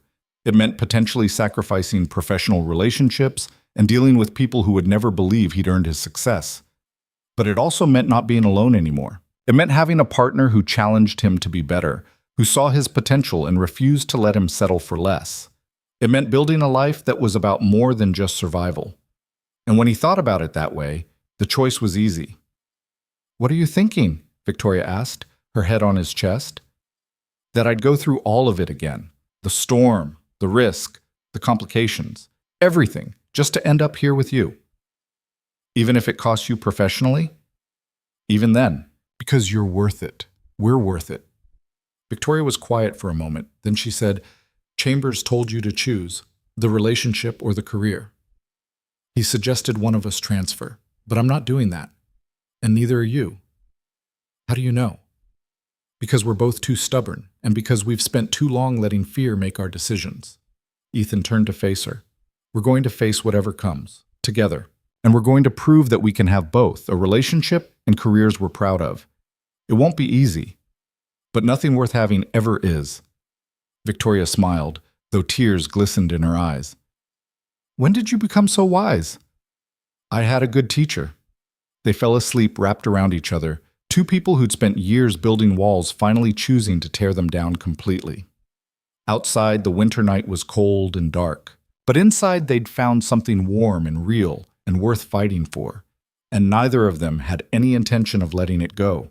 The following Monday arrived with the kind of tension that made Ethan's shoulders ache before he'd even left the apartment. He'd barely slept, his mind running through every possible scenario of how Chambers might retaliate, how the workplace dynamics might shift now that their relationship was no longer just whispered speculation, but documented fact. Noah noticed his distraction over breakfast. "Dad, you're staring at your coffee like it's going to tell you the future," his son said, munching on toast. Ethan blinked, refocusing. "Sorry, buddy, just thinking about work." "Is it because of Ms. Victoria?" "What makes you say that?" Noah shrugged with the casual wisdom of children who saw more than adults gave them credit for. "You always get that worried face when you're thinking about her and work together, like you're trying to solve a really hard math problem." "I guess I am, in a way." "Well, you're good at math. You'll figure it out." Noah grabbed his backpack. "Can Miss Victoria come to my game Saturday? I want to show her the new move coach taught me." The request was so innocent, so full of trust that Victoria would be there, that it made Ethan's chest tight. "I'll ask her, okay?" "Okay, love you, Dad." "Love you too." After dropping Noah at school, Ethan drove to the construction site with his jaw clenched. The morning was overcast, threatening rain, and the gray sky matched his mood perfectly. He'd barely parked when his phone buzzed with a text from Victoria. "Chambers called a meeting. 9 a.m. conference room, both of us." Ethan's stomach dropped. So it was starting already. The temporary conference room was cramped, dominated by a table covered in blueprints and project timelines. Victoria was already there when Ethan arrived, along with Chambers, Jerry, and two people Ethan didn't recognize: a woman in her 50s wearing an HR badge and a younger man with a legal pad. "Mr. Carter, please sit," Chambers said, his tone neutral but his eyes cold. "This is Margaret Chen from Human Resources and David Wright from Legal. They're here to ensure we handle this situation appropriately." Ethan sat beside Victoria, careful to maintain professional distance despite wanting to reach for her hand under the table. Margaret opened a folder. "We've reviewed your disclosure filing from last week. Everything appears to be in order from a policy standpoint. However, Mr. Chambers has raised concerns about the optics of the relationship and its potential impact on workplace morale and Mr. Carter's credibility." "With all due respect," Victoria said, her voice steady, "optics are not a violation of company policy. We've followed every protocol. Our relationship developed after Mr. Carter's promotion was approved, and he doesn't report directly to me. The committee structure ensures appropriate oversight." "The timeline is noted," David said, making notes. "However, there are questions about prior interactions. The incident last October, when Ms. Hale provided transportation and temporary housing to Mr. Carter and his son during a power outage, that predates the promotion approval." Ethan felt anger flash through him. That was a safety issue. The building had no power, no heat, and my 8-year-old son was there. Ms. Hale made a humanitarian gesture, not a romantic one. "How it's characterized matters less than how it's perceived," Chambers interjected. "You see how this looks? Special treatment, access, opportunities that other employees in your position wouldn't have received. Other employees didn't have Ms. Hale's direct observation of their work ethic and problem-solving abilities," Victoria countered. "I promoted Ethan because he demonstrated exceptional competence. The fact that we later developed personal feelings doesn't retroactively invalidate his professional merit." Margaret held up a hand. "Let's focus on the path forward rather than relitigating the past. The disclosure is filed, which satisfies our legal obligations. The question is how we manage this situation to minimize disruption and maintain team confidence." "I have a proposal," Chambers said, and Ethan braced himself. "Mr. Carter's role in the new facility project continues as planned. However, all performance evaluations, salary decisions, and advancement opportunities for Mr. Carter will be handled by myself and the regional committee, removing Ms. Hale from any decision-making authority regarding his career trajectory." Victoria's jaw tightened. "That undermines my authority as operations director. It protects both of you from accusations of favoritism. You retain oversight of the project itself, but personnel decisions regarding Mr. Carter go through me. And if I disagree with your assessment of his performance, then we'll have a discussion, but my decision is final." It was a power play, pure and simple. Chambers was asserting control, making sure Victoria understood that their relationship had consequences. Ethan could see her fighting the urge to argue further, weighing whether pushing back would make things worse. "I can live with that arrangement," Ethan said quietly. All eyes turned to him. "If it addresses the concerns about impartiality and allows us to move forward professionally, I accept those terms." Victoria looked at him sharply, but he kept his gaze on Chambers. Very well, Margaret said, making notes. We'll document this arrangement and add it to your files. Mr. Chambers will conduct quarterly reviews of Mr. Carter's performance. Ms. Hale will provide input, but won't have final authority on compensation or advancement decisions.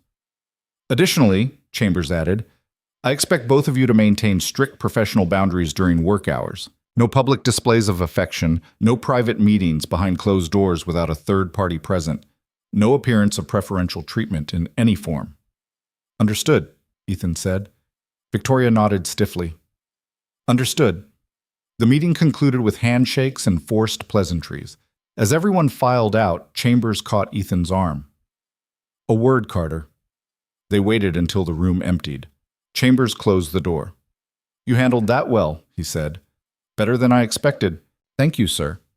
Don't thank me yet. I meant what I said. Any hint of impropriety, and you're done. But I also believe in giving people a chance to prove themselves. He paused. Victoria is a valuable asset to this company. I don't want to lose her because she made a questionable personal choice. So here's the deal. You prove you can do this job without her influence? Show me that you earned that promotion, and I'll get off your back. But if I see her protecting you, covering for mistakes, giving you opportunities others don't get, we're done. Clear? Crystal clear. Good. Now get back to work. That cost-benefit analysis is due Thursday, and I expect it to be thorough. Ethan left the conference room feeling like he'd survived a battle, but the war was just beginning. He found Victoria in her office, staring out the window at the construction site below. You didn't have to accept those terms, she said without turning around. You could have fought back. Fighting would have made things worse. This way, we have a path forward. A path where every decision about your career goes through someone who's looking for reasons to fail you. Then I won't give him any reasons. Ethan moved closer but didn't touch her, aware of the glass walls and the people who might be watching. Vic, I can do this. I can prove myself. You shouldn't have to. You've already proven yourself. Not to Chambers. Not to everyone who thinks I slept my way into this job. He kept his voice low. I knew this would be hard. We both did. But we decided it was worth it. Victoria finally turned to face him, and he saw the fear beneath her composed exterior. What if it cost you everything? What if I cost you everything? You won't. We won't let that happen. You don't know that. No, I don't. But I know that hiding or running won't make it better. We face this head on, we do the work, and we prove that our relationship doesn't compromise our professional judgment. That's the only way through. She studied him for a long moment, then nodded slowly. Okay, we do it your way. But Ethan, no more private meetings in my office, no lunches together, no anything that gives Chambers ammunition. Agreed. And if this gets too hard, if the scrutiny becomes too much, it won't. But if it does, promise me you'll tell me. Promise me you won't just suffer through it to protect me. I promise. Same goes for you. Victoria managed a small smile. Deal. They maintained their distance as Ethan left her office, acutely aware of the eyes tracking his movement through the administrative area. Let them watch, he thought. Let them look for impropriety. They wouldn't find any. The next several weeks were the hardest of Ethan's professional life. Every decision he made was scrutinized. Every suggestion he offered in meetings was met with skepticism. Marcus, the warehouse supervisor who'd asked pointed questions before, now openly questioned Ethan's recommendations during staff meetings. That's a pretty aggressive timeline, Marcus said during one particularly tense discussion about inventory transfer protocols. Maybe if some of us had special access to insider information, we'd be confident too. The room went silent. Victoria, who was leading the meeting, kept her expression neutral. Mr. Carter's timeline is based on the training protocols and staffing projections we've all reviewed, she said evenly. If you have specific concerns about feasibility, please articulate them. My concern is that some people get opportunities to weigh in on decisions before the rest of us see them. Everyone at this table has equal access to project information. If you feel otherwise, document your concerns and submit them to HR. Victoria's tone was ice.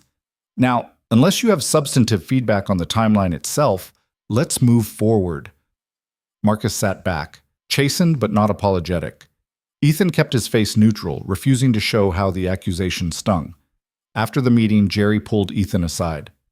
Don't let Marcus get to you, the older man said. He's been passed over for promotion twice. He's bitter. He's not entirely wrong, though. People do wonder if I get special treatment. People always wonder about something. You just focus on doing good work. That's what matters. Jerry clapped him on the shoulder. For what it's worth, I've worked with Victoria Hale for 8 years. She doesn't play favorites. If she promoted you, it's because you earned it. Don't let anyone convince you otherwise. The words helped, but they didn't erase the constant undercurrent of doubt. At night, lying in bed after Noah was asleep, Ethan found himself second-guessing every decision. Had his recommendation about the loading dock configuration been sound, or had he subconsciously relied on Victoria's opinion? Was his confidence in the timeline realistic, or was he just trying to impress her? The question circled endlessly, eroding his certainty. He couldn't talk to Victoria about it. Their agreement to maintain distance meant their conversations were limited to brief text exchanges late at night. He couldn't burden Noah with adult anxieties, so Ethan carried the weight alone, just as he'd done for years after Sarah died. The isolation was crushing. 6 weeks into the new arrangement, the electrical contractor finished the grid upgrade ahead of schedule and under budget. It was a major win, proof that Ethan's cost-offset strategies had worked. He compiled a detailed report for Chambers, documenting every decision point and the reasoning behind it. Chambers reviewed it in silence, his expression unreadable. Finally, he looked up. "This is solid work, Carter. The cost savings are significant, and your contingency planning shows strategic thinking." Ethan felt something loosen in his chest. "Thank you, sir." "Don't thank me yet. This is one project. I need to see sustained excellence, not a single success." But there was something in Chambers' tone that suggested grudging respect. "Keep this up, and we might make a real operations coordinator out of you yet." It wasn't effusive praise, but it was acknowledgement. Ethan would take it. That evening, he texted Victoria. Chambers approved the electrical project report, said it was solid work. Her response came immediately. "Of course he did, because it was solid work. Proud of you." 3 words, proud of you. And they made the entire 6 weeks of scrutiny worth it. Spring arrived with an explosion of cherry blossoms and warmer weather. The construction project moved into high gear, the building finally taking shape after months of foundation work and framing. Ethan spent his days coordinating between contractors, managing timelines, and solving the endless small crises that arose in any major project. He was good at it, better than good. The contractors respected him, the staff trusted his judgment, and even Marcus grudgingly admitted that Ethan's system modifications improved efficiency. On a sunny Saturday in late April, Noah had a championship soccer game. His team had fought their way through the season, and this final game would determine the league winner. Noah was beside himself with excitement all week. "You're coming, right, Dad?" he asked every morning. "And Ms. Victoria?" "I'll be there. I'm not sure about Victoria. She might have to work." "But she promised. She said she'd teach me that trick where you spin the ball." Ethan's heart sank. Victoria had been at every game until Chambers' restrictions started. Now, with everyone watching for inappropriate displays of their relationship, public appearances together felt risky. He texted her Thursday night. "Noah's championship game is Saturday at 10. I know we agreed to keep distance, but he's been asking about you. No pressure, just wanted you to know." She didn't respond until late that night. "I'll be there." Saturday morning was perfect soccer weather. Clear skies, mild temperature, just enough breeze to keep everyone comfortable.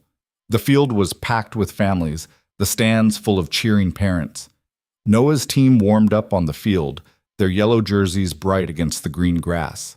Ethan had just settled into a spot on the bleachers when he heard a familiar voice. "Is this seat taken?" Victoria stood at the end of the row, wearing jeans and a yellow shirt that matched the team colors. She looked nervous, her sunglasses not quite hiding the uncertainty in her eyes. "It's saved for you," Ethan said, and meant it on multiple levels.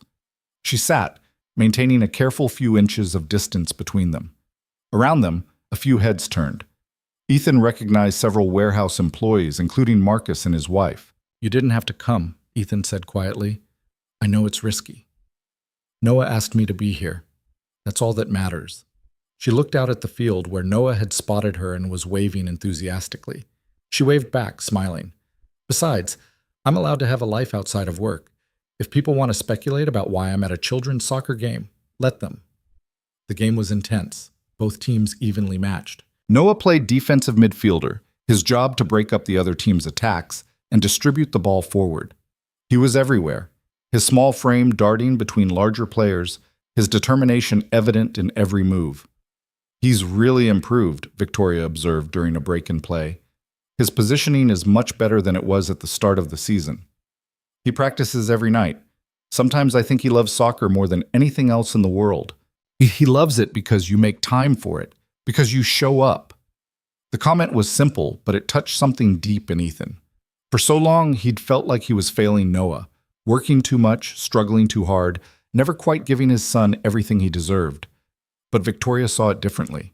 She saw his effort, his presence, the way he prioritized Noah, despite everything else. "Thank you for being here," he said. "Not just today. For all of it." Victoria's hand moved slightly on the bench between them, and her pinky finger hooked around his. It was the smallest gesture, invisible to anyone watching, but it sent warmth through his entire body. The game went to overtime, tied 2-2. In the final minutes, Noah intercepted a pass, dribbled through two defenders, and sent a perfect ball to his teammate up front. The striker scored, and Noah's team erupted in celebration. Ethan and Victoria jumped to their feet, cheering along with everyone else. In that moment of pure joy, Ethan forgot about workplace politics and scrutiny and all the reasons they were supposed to maintain distance. He pulled Victoria into a hug, and she hugged him back, both of them laughing. When they separated, Ethan saw Marcus watching them from 3 rows down. Their eyes met, and for a moment Ethan expected judgment or disapproval. But Marcus just shook his head slightly and smiled, not mockingly, but almost approvingly. Then he turned back to the field. Maybe, Ethan thought, not everyone was looking for reasons to tear them down. Maybe some people just saw 2 people who cared about each other supporting a kid's soccer game. After the game, Noah ran over, sweaty and ecstatic. "Did you see? Did you see my pass?" "That was incredible, buddy." Ethan lifted him in a hug despite protests that he was too old for that. "Miss Victoria, did you see?" "I saw everything. That assist was perfection." She held up her hand for a high five, which Noah delivered enthusiastically. "You played like a champion. We won. We won the whole league." The team gathered for photos and trophy presentations. Victoria hung back, but Noah grabbed her hand and pulled her into the team picture. "You have to be in it. You came to all our games." So Victoria stood at the edge of the team photo, Noah beaming beside her, Ethan on his other side. When Ethan saw the photo later, he realized it looked exactly like what it was: a family. That evening, after Noah was asleep, his new trophy prominently displayed on his dresser, Ethan and Victoria sat on his apartment balcony. It was barely big enough for 2 chairs, but the view of the city lights made up for the cramped quarters. "Thank you for today," Ethan said. "Noah hasn't stopped talking about you being there." "I wouldn't have missed it." Victoria sipped her wine, gazing out at the lights. "When I was married, David used to say that children's activities were a waste of time, that watching kids chase a ball around a field was beneath him. I always thought that said more about him than the activities." "You'd be a great mother." The words slipped out before Ethan could stop them. Victoria went very still. "I'm sorry," he said quickly. "That was presumptuous. I didn't mean to—" "No, it's okay." She set down her wine glass carefully. "It's just something I've thought about a lot. After David left, I threw myself into work, convinced myself that I didn't need the whole family thing, that I was fine building a career instead. And now? Now I'm not so sure what I convinced myself of was actually what I wanted, or if it was just easier than admitting I was lonely." She turned to look at him. "Being with you and Noah, it's shown me what I've been missing, and it terrifies me." "Why?" "Because what if I'm not good at it? What if I try to be part of your family and I fail? What if—" Her voice cracked slightly. "What if you both come to resent me for not being Sarah?" Ethan moved his chair closer, taking her hand. "Victoria, Noah already loves you. Not because you're replacing his mother, but because you're you. Because you show up, you care, you make terrible casseroles and cheer at his soccer games. You're not competing with Sarah's memory. You're building your own place in our lives. And you, what am I to you? You're the person who makes me believe in second chances. who makes me want to be better, do better, who looks at me and sees potential instead of just a guy who was loading trucks 2 years ago. He squeezed her hand. You're the person I'm falling more in love with every single day. Victoria's eyes glistened with tears. I love you so much it scares me. I've never felt this way about anyone, not even David, and I'm terrified of screwing it up. Then we'll screw it up together and figure it out as we go. No perfection required. She laughed through her tears. You make it sound so simple. Maybe it is simple. Maybe we just keep showing up for each other, keep being honest, keep choosing this even when it's hard. Maybe that's all love really is. When did you become a philosopher? When I fell in love with a woman who makes me think about things I never thought about before. They sat in comfortable silence for a while, hands intertwined, the city humming below them. Finally, Victoria spoke again. Chambers is going to fight us every step of the way. You know that, right? I know. And there will be more Marcuses, more people who question your competence because of me. I know that too. And we'll have to keep proving ourselves over and over, probably for years. Probably. So why are you smiling? Ethan hadn't realized he was. Because for the first time in 4 years, I'm not just surviving, I'm actually living. And yeah, it's complicated and messy and sometimes really hard, but it's also worth it. You're worth it. Victoria leaned over and kissed him, soft and sweet and full of promise. When they pulled apart, she rested her forehead against his. Noah asked me something the other day, she said quietly. What? He asked if I was going to be his stepmom someday. Ethan's breath caught. What did you tell him? I told him that grown-ups don't make those kinds of decisions quickly, that his dad and I are taking things one day at a time. She pulled back to look at him. But the truth is, when he asked, my first thought was yes. I want that.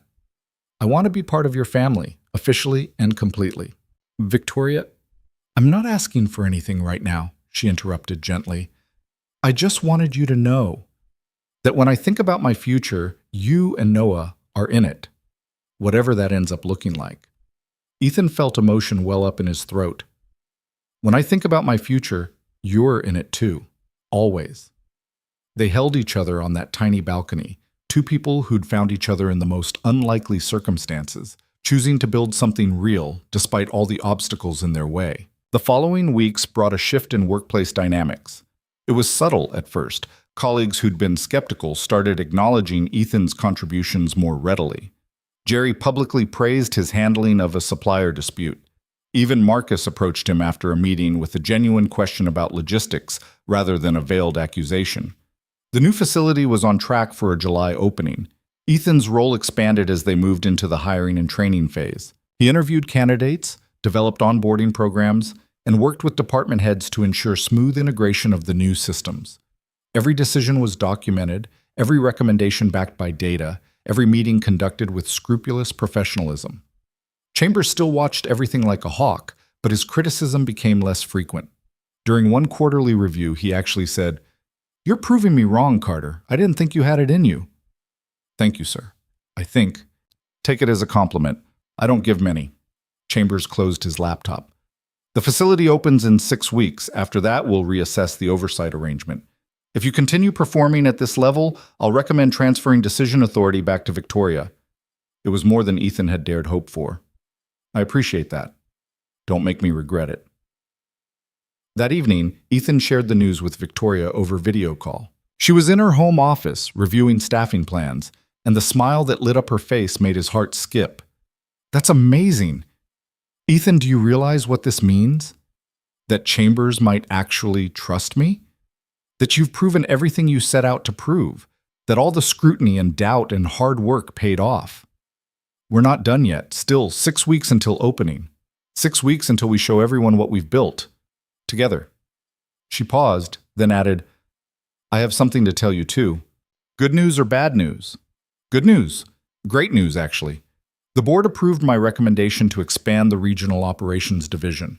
They're creating a new vice president role to oversee multiple facilities across 3 states. Ethan's smile faltered slightly. "That sounds like a promotion. Congratulations."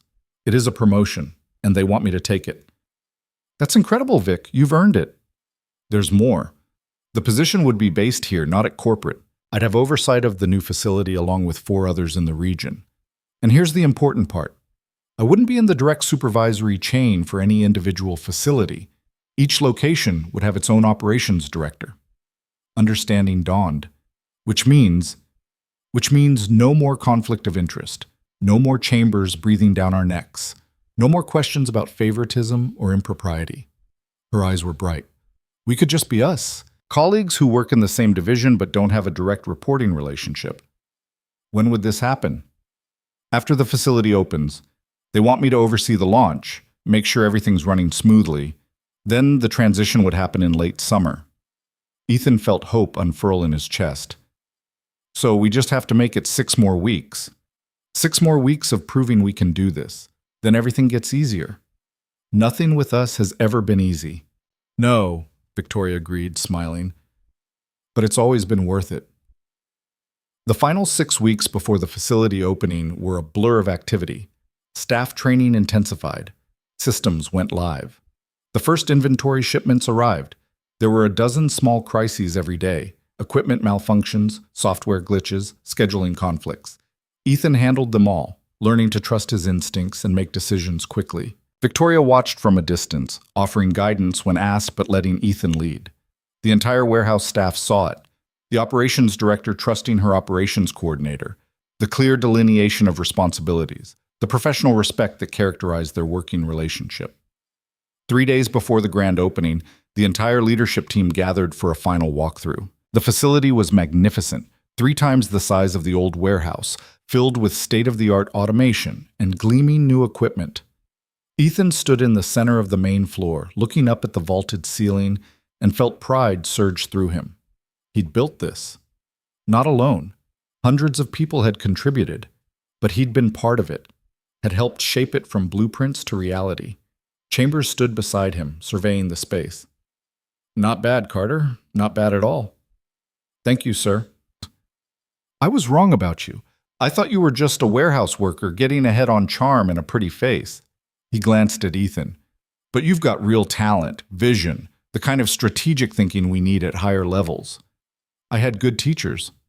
Victoria's one of the best, but so is Jerry. So are the dozen other people who've invested in your development. Chambers extended his hand.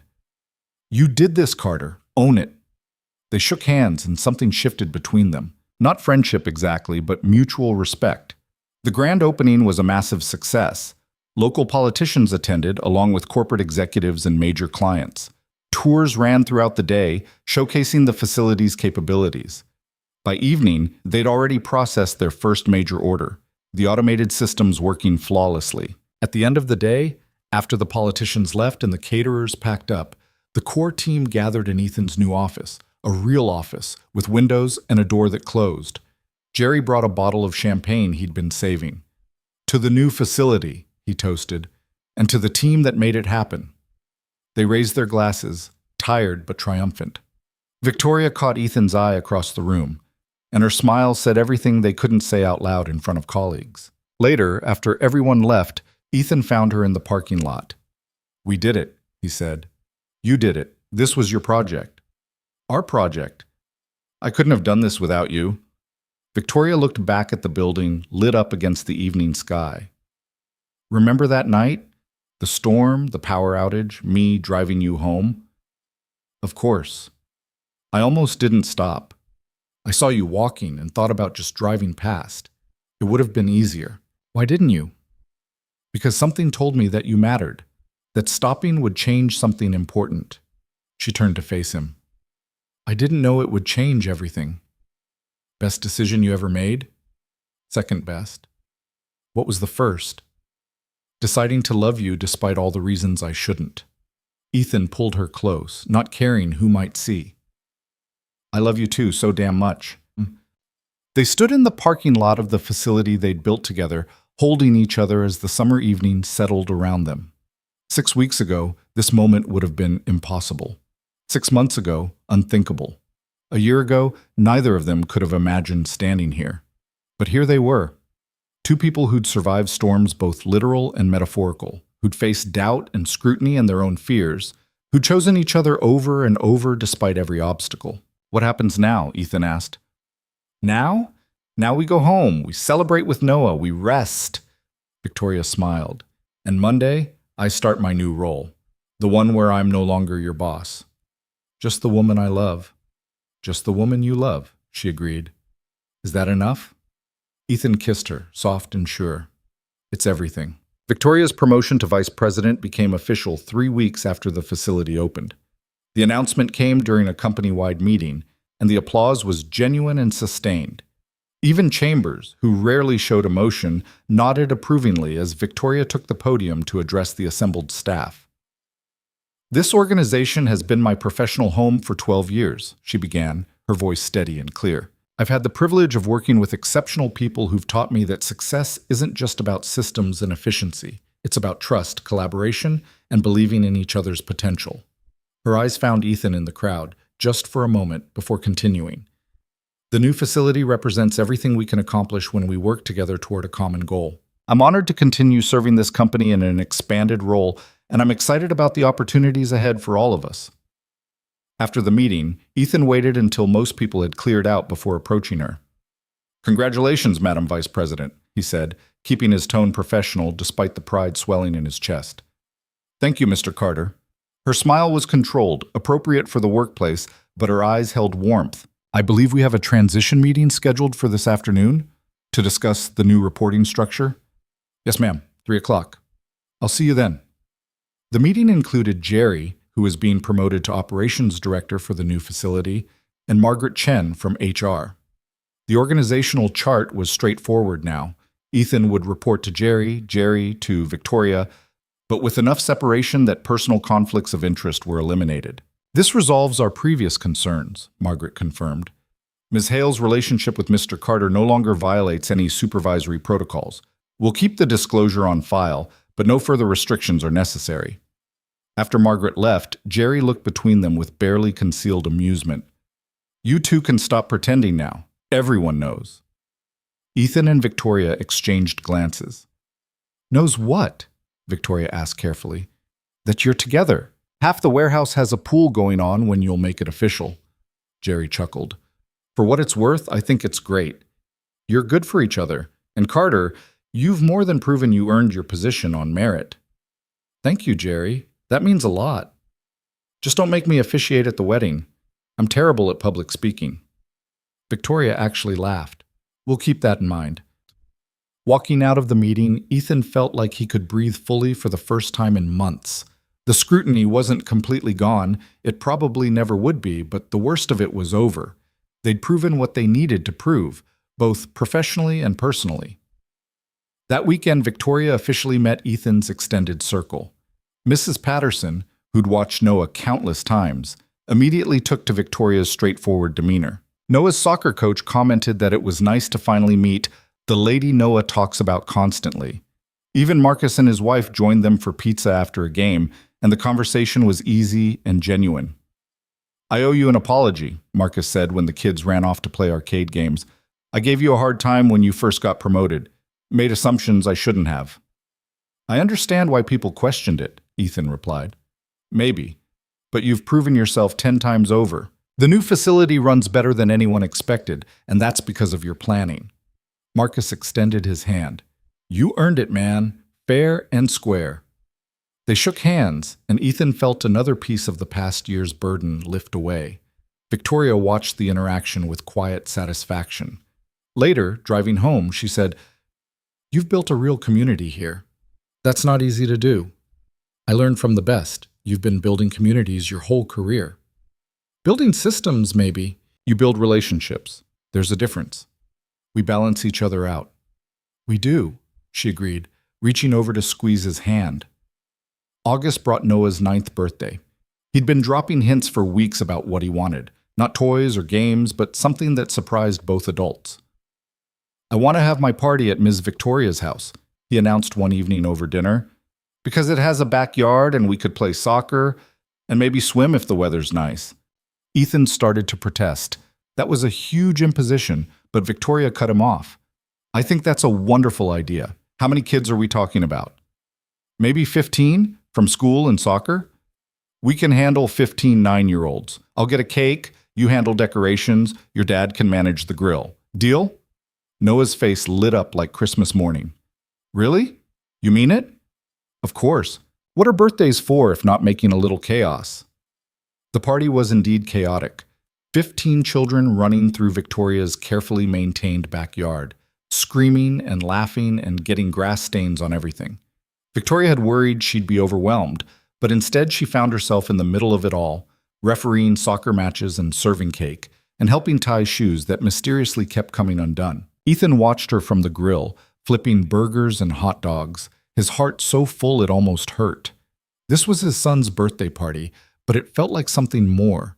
It felt like watching his two worlds finally, completely merge into one.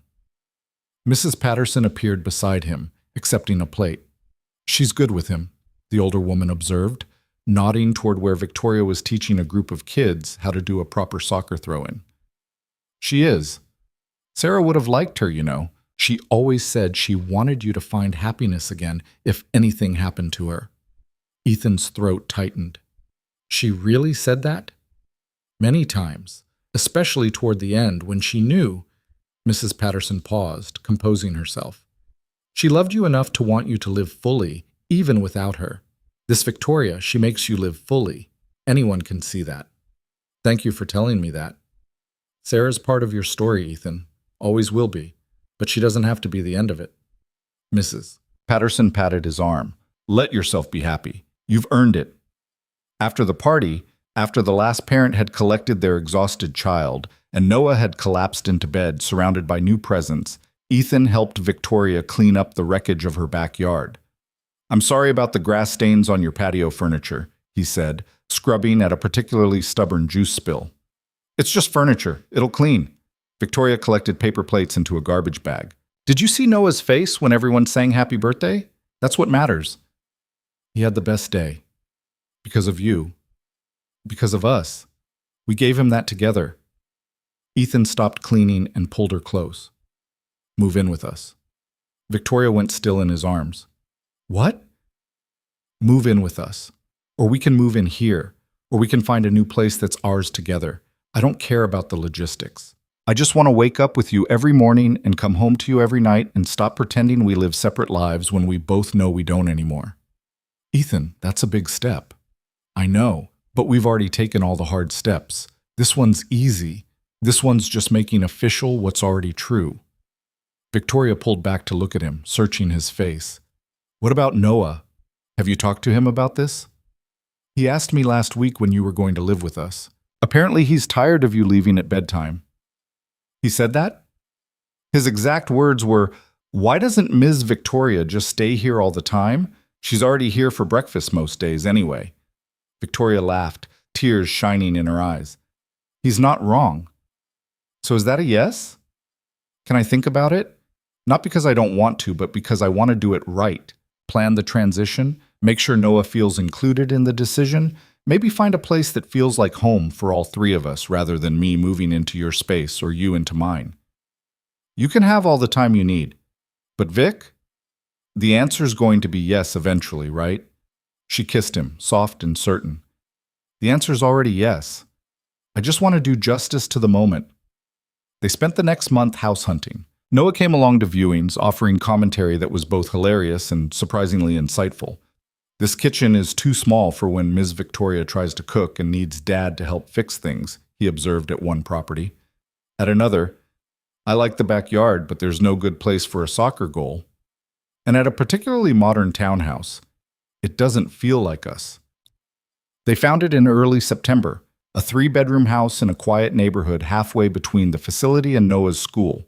It had a large kitchen with room for multiple cooks, a backyard perfect for soccer, and a warmth that made all three of them feel at home the moment they walked in. "This is it," Noah declared, running from room to room. "This is definitely it." Victoria looked at Ethan. "What do you think?" "I think our son has excellent taste in real estate." "Our son," she repeated softly, and the words seemed to settle something deep in both of them. They made an offer that day. It was accepted within 24 hours. The move happened over a weekend in October, exactly 1 year after the night Victoria had driven Ethan home in the rain. Jerry and several guys from the warehouse showed up to help load trucks. Mrs. Patterson brought sandwiches for everyone. Even Chambers stopped by briefly, ostensibly to drop off a housewarming gift, but really, Ethan suspected, to see for himself that they were really doing this. "Nice place," Chambers said, looking around the living room. "Good neighborhood for raising a kid." "Thank you, sir. I suppose I should apologize for giving you such a hard time. You were protecting the company, I understand. I was also wrong about your relationship compromising your judgment. If anything, you've both performed better since going public." Chambers handed him a wrapped package. "Congratulations, Carter, to both of you." After he left, Ethan unwrapped the gift. It was a high-end coffee maker, expensive and thoughtful. "He's actually human under all that corporate armor," Victoria said, reading the card. "Apparently. Who knew?" By evening, the major furniture was in place, and boxes were stacked in every room. Noah had already claimed the bedroom with the best view and was busy arranging his trophies and books. Victoria and Ethan stood in the master bedroom, looking out at the backyard where the sun was setting in shades of orange and pink. "We own a house together," Victoria said, the reality seeming to hit her. "We're really doing this." "Having second thoughts?" "Not even a little, just overwhelmed by how much my life has changed in a year." "Mine too." Ethan wrapped his arms around her from behind. "A year ago, I was just trying to survive. Now I have a career I love, a home I'm proud of, and a partner who makes everything better. A year ago, I was alone in a big empty house, convincing myself I was fine. Now I have a family." She turned in his arms. "How did we get so lucky?" "I think we made our own luck, by being brave enough to try." They kissed as the sunset painted the room in warm light, two people who'd found each other in the most unexpected way and built something real together. The holidays that year felt different than any Ethan could remember. The house was full of life and laughter. Victoria's sister and nephew visited for Thanksgiving, and watching Victoria with her family, Ethan saw a side of her that was relaxed and playful in ways she rarely showed at work. Noah and his cousin bonded immediately, turning the backyard into an elaborate obstacle course. "Your sister seems happy," Victoria's sister Emma commented, helping Ethan with dishes after dinner. "Happier than I've seen her in years." "She makes me happy too." "I know, I can see it." Emma handed him a plate to dry. "After David left, she built these walls, convinced herself she didn't need anyone. I was worried she'd stay that way forever." "What changed her mind?" "You did. And Noah. You gave her something worth being vulnerable for." Emma smiled. "Take care of her, okay? She acts tough, but she's more fragile than she lets on." "I will. I promise." Christmas morning was magic. Noah woke them at 6, barely able to contain his excitement. They gathered around the tree, artificial but beautifully decorated, and took turns opening presents. Victoria gave Noah an advanced soccer training system he'd been eyeing. Ethan gave Victoria a first edition of her favorite novel that he'd been secretly searching for months. And Noah gave them both a framed drawing he'd made. The three of them in front of their new house, holding hands, with "My family" written across the top in his careful handwriting. "I love it, buddy," Ethan said, his voice rough with emotion. "It's perfect," Victoria added, pulling Noah into a hug. "Absolutely perfect." After Noah went to bed that night, exhausted from excitement and new toys, Ethan and Victoria sat by the tree with glasses of wine. "I have something for you," Ethan said. "Your real present." "The book wasn't my real present?" "That was part of it, but this is the important part." He pulled a small box from his pocket. Victoria's breath caught as she recognized what it was. "Ethan, wait, let me say this first." He took her hand. "A year ago, you stopped on a rainy night and offered to help someone you barely knew. You saw me struggling, and instead of looking away, you stepped in. You changed my life, Victoria. You changed Noah's life. And I know we've already built a life together. We already share a home and a future. But I want to make it official. I want everyone to know that you're my partner, my family, my forever." He opened the box, revealing a simple but elegant diamond ring. "Victoria Hale, will you marry me?" Tears streamed down her face as she nodded. "Yes. Yes, absolutely yes." Ethan slipped the ring on her finger and they held each other as the Christmas lights twinkled around them. When they finally pulled apart, Victoria was laughing and crying at the same time. Noah's going to lose his mind when he finds out. Actually, I asked his permission first. He said, and I quote, "It's about time, Dad. I've been waiting forever." Smart kid. The smartest. They told Noah the next morning over breakfast. His reaction was exactly what they'd expected. A whoop of joy followed by an immediate demand to know when the wedding would be and if he could invite his entire soccer team. "We're thinking small and simple," Victoria said. "Maybe in the spring?" "Can I walk you down the aisle?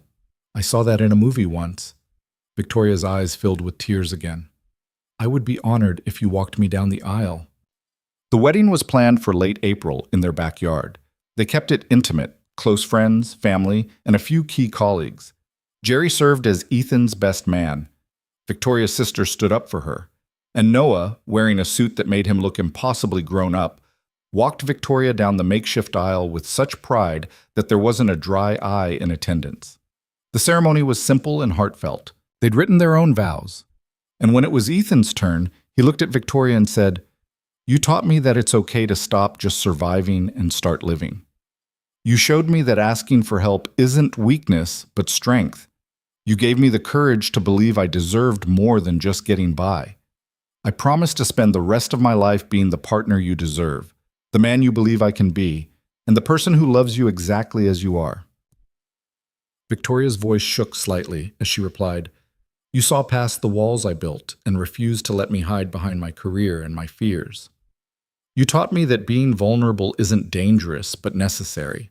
You and Noah showed me what family really means. Not perfection, but showing up for each other every single day.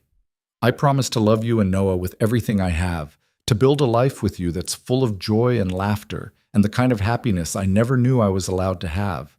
When they kissed as newly married partners, Noah cheered louder than anyone, and the backyard erupted in applause. The reception was everything a backyard wedding should be, casual and warm, with good food and better company.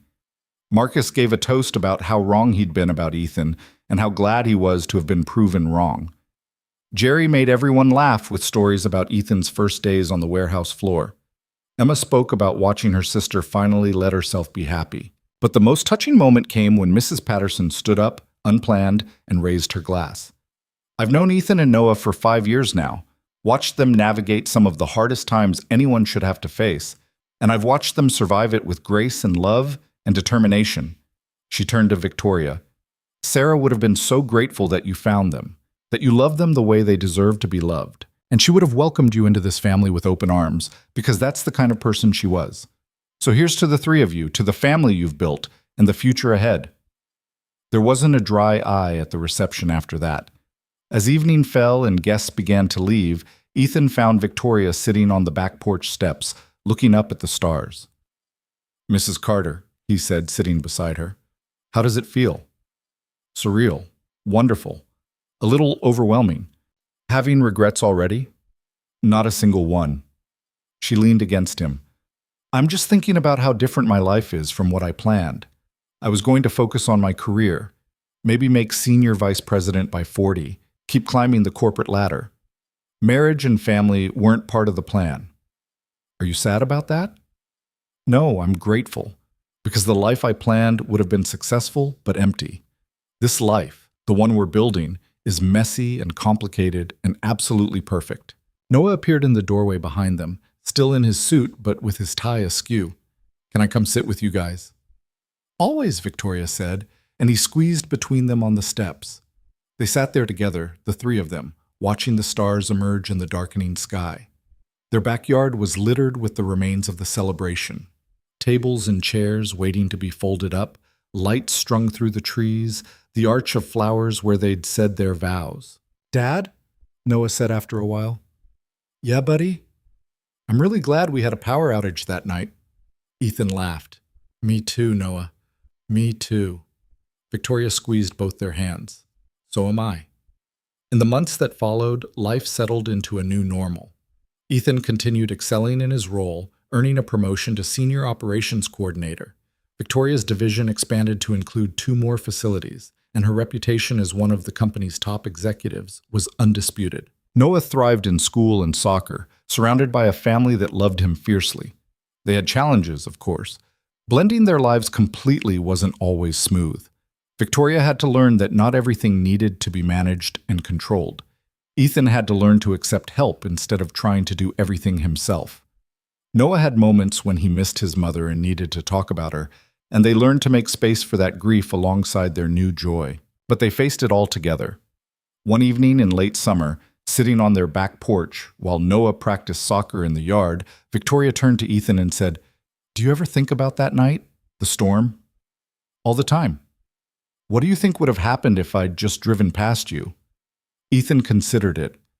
"I would have walked home in the rain, probably gotten sick, eventually found a way to make things work because that's what I always did." He looked at her. "But I would have missed this, all of this, the best part of my life. I would have gone home to my empty house and convinced myself I was fine, kept building walls and telling myself I didn't need anyone." Victoria's eyes were soft. "We saved each other that night." "We did.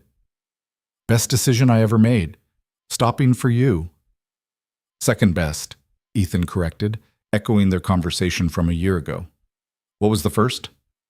"Choosing to love me every day after that." Victoria kissed him as Noah scored a goal and cheered for himself in the background.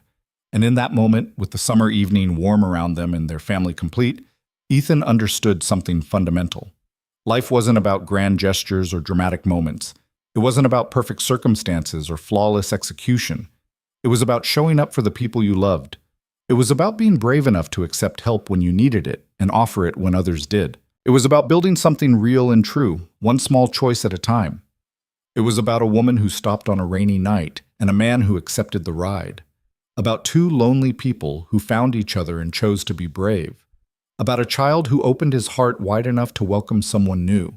About a family that was built not through biology or tradition, but through love and choice and determination. Years later, when Noah was in high school and writing a college essay about the person who'd most influenced his life, he would write about both his father and Victoria. About resilience and courage, and what it meant to build a family. About how sometimes the most important moments in life happened when someone simply chose to stop and help when they could have kept driving. But that evening, with homework and high school still years away, Noah was just a kid playing soccer in his backyard while his parents watched from the porch. The yard was bathed in the golden light of sunset, and everything felt exactly as it should be. "I love you," Ethan said to Victoria, not for the first time and not for the last. "I love you too," she replied, the words as true as they'd been the first time she'd said them, and as true as they would be for all the years to come. And somewhere in the universe, perhaps Sarah was smiling, because the man she'd loved had found love again. Her son was happy and thriving, and the family they'd started together had grown to include someone who would love them both with the same fierce devotion she once had. The mathematics of survival had transformed into the algebra of joy. And Ethan Carter, who'd once measured his life in shift hours and bus schedules, and the careful rationing of limited resources, now measured it in laughter and love and the infinite possibilities of tomorrow. All because one woman chose kindness on a cold night, and one man chose to believe he deserved more than just making it through. Together they'd built a life worth living, and that made all the difference.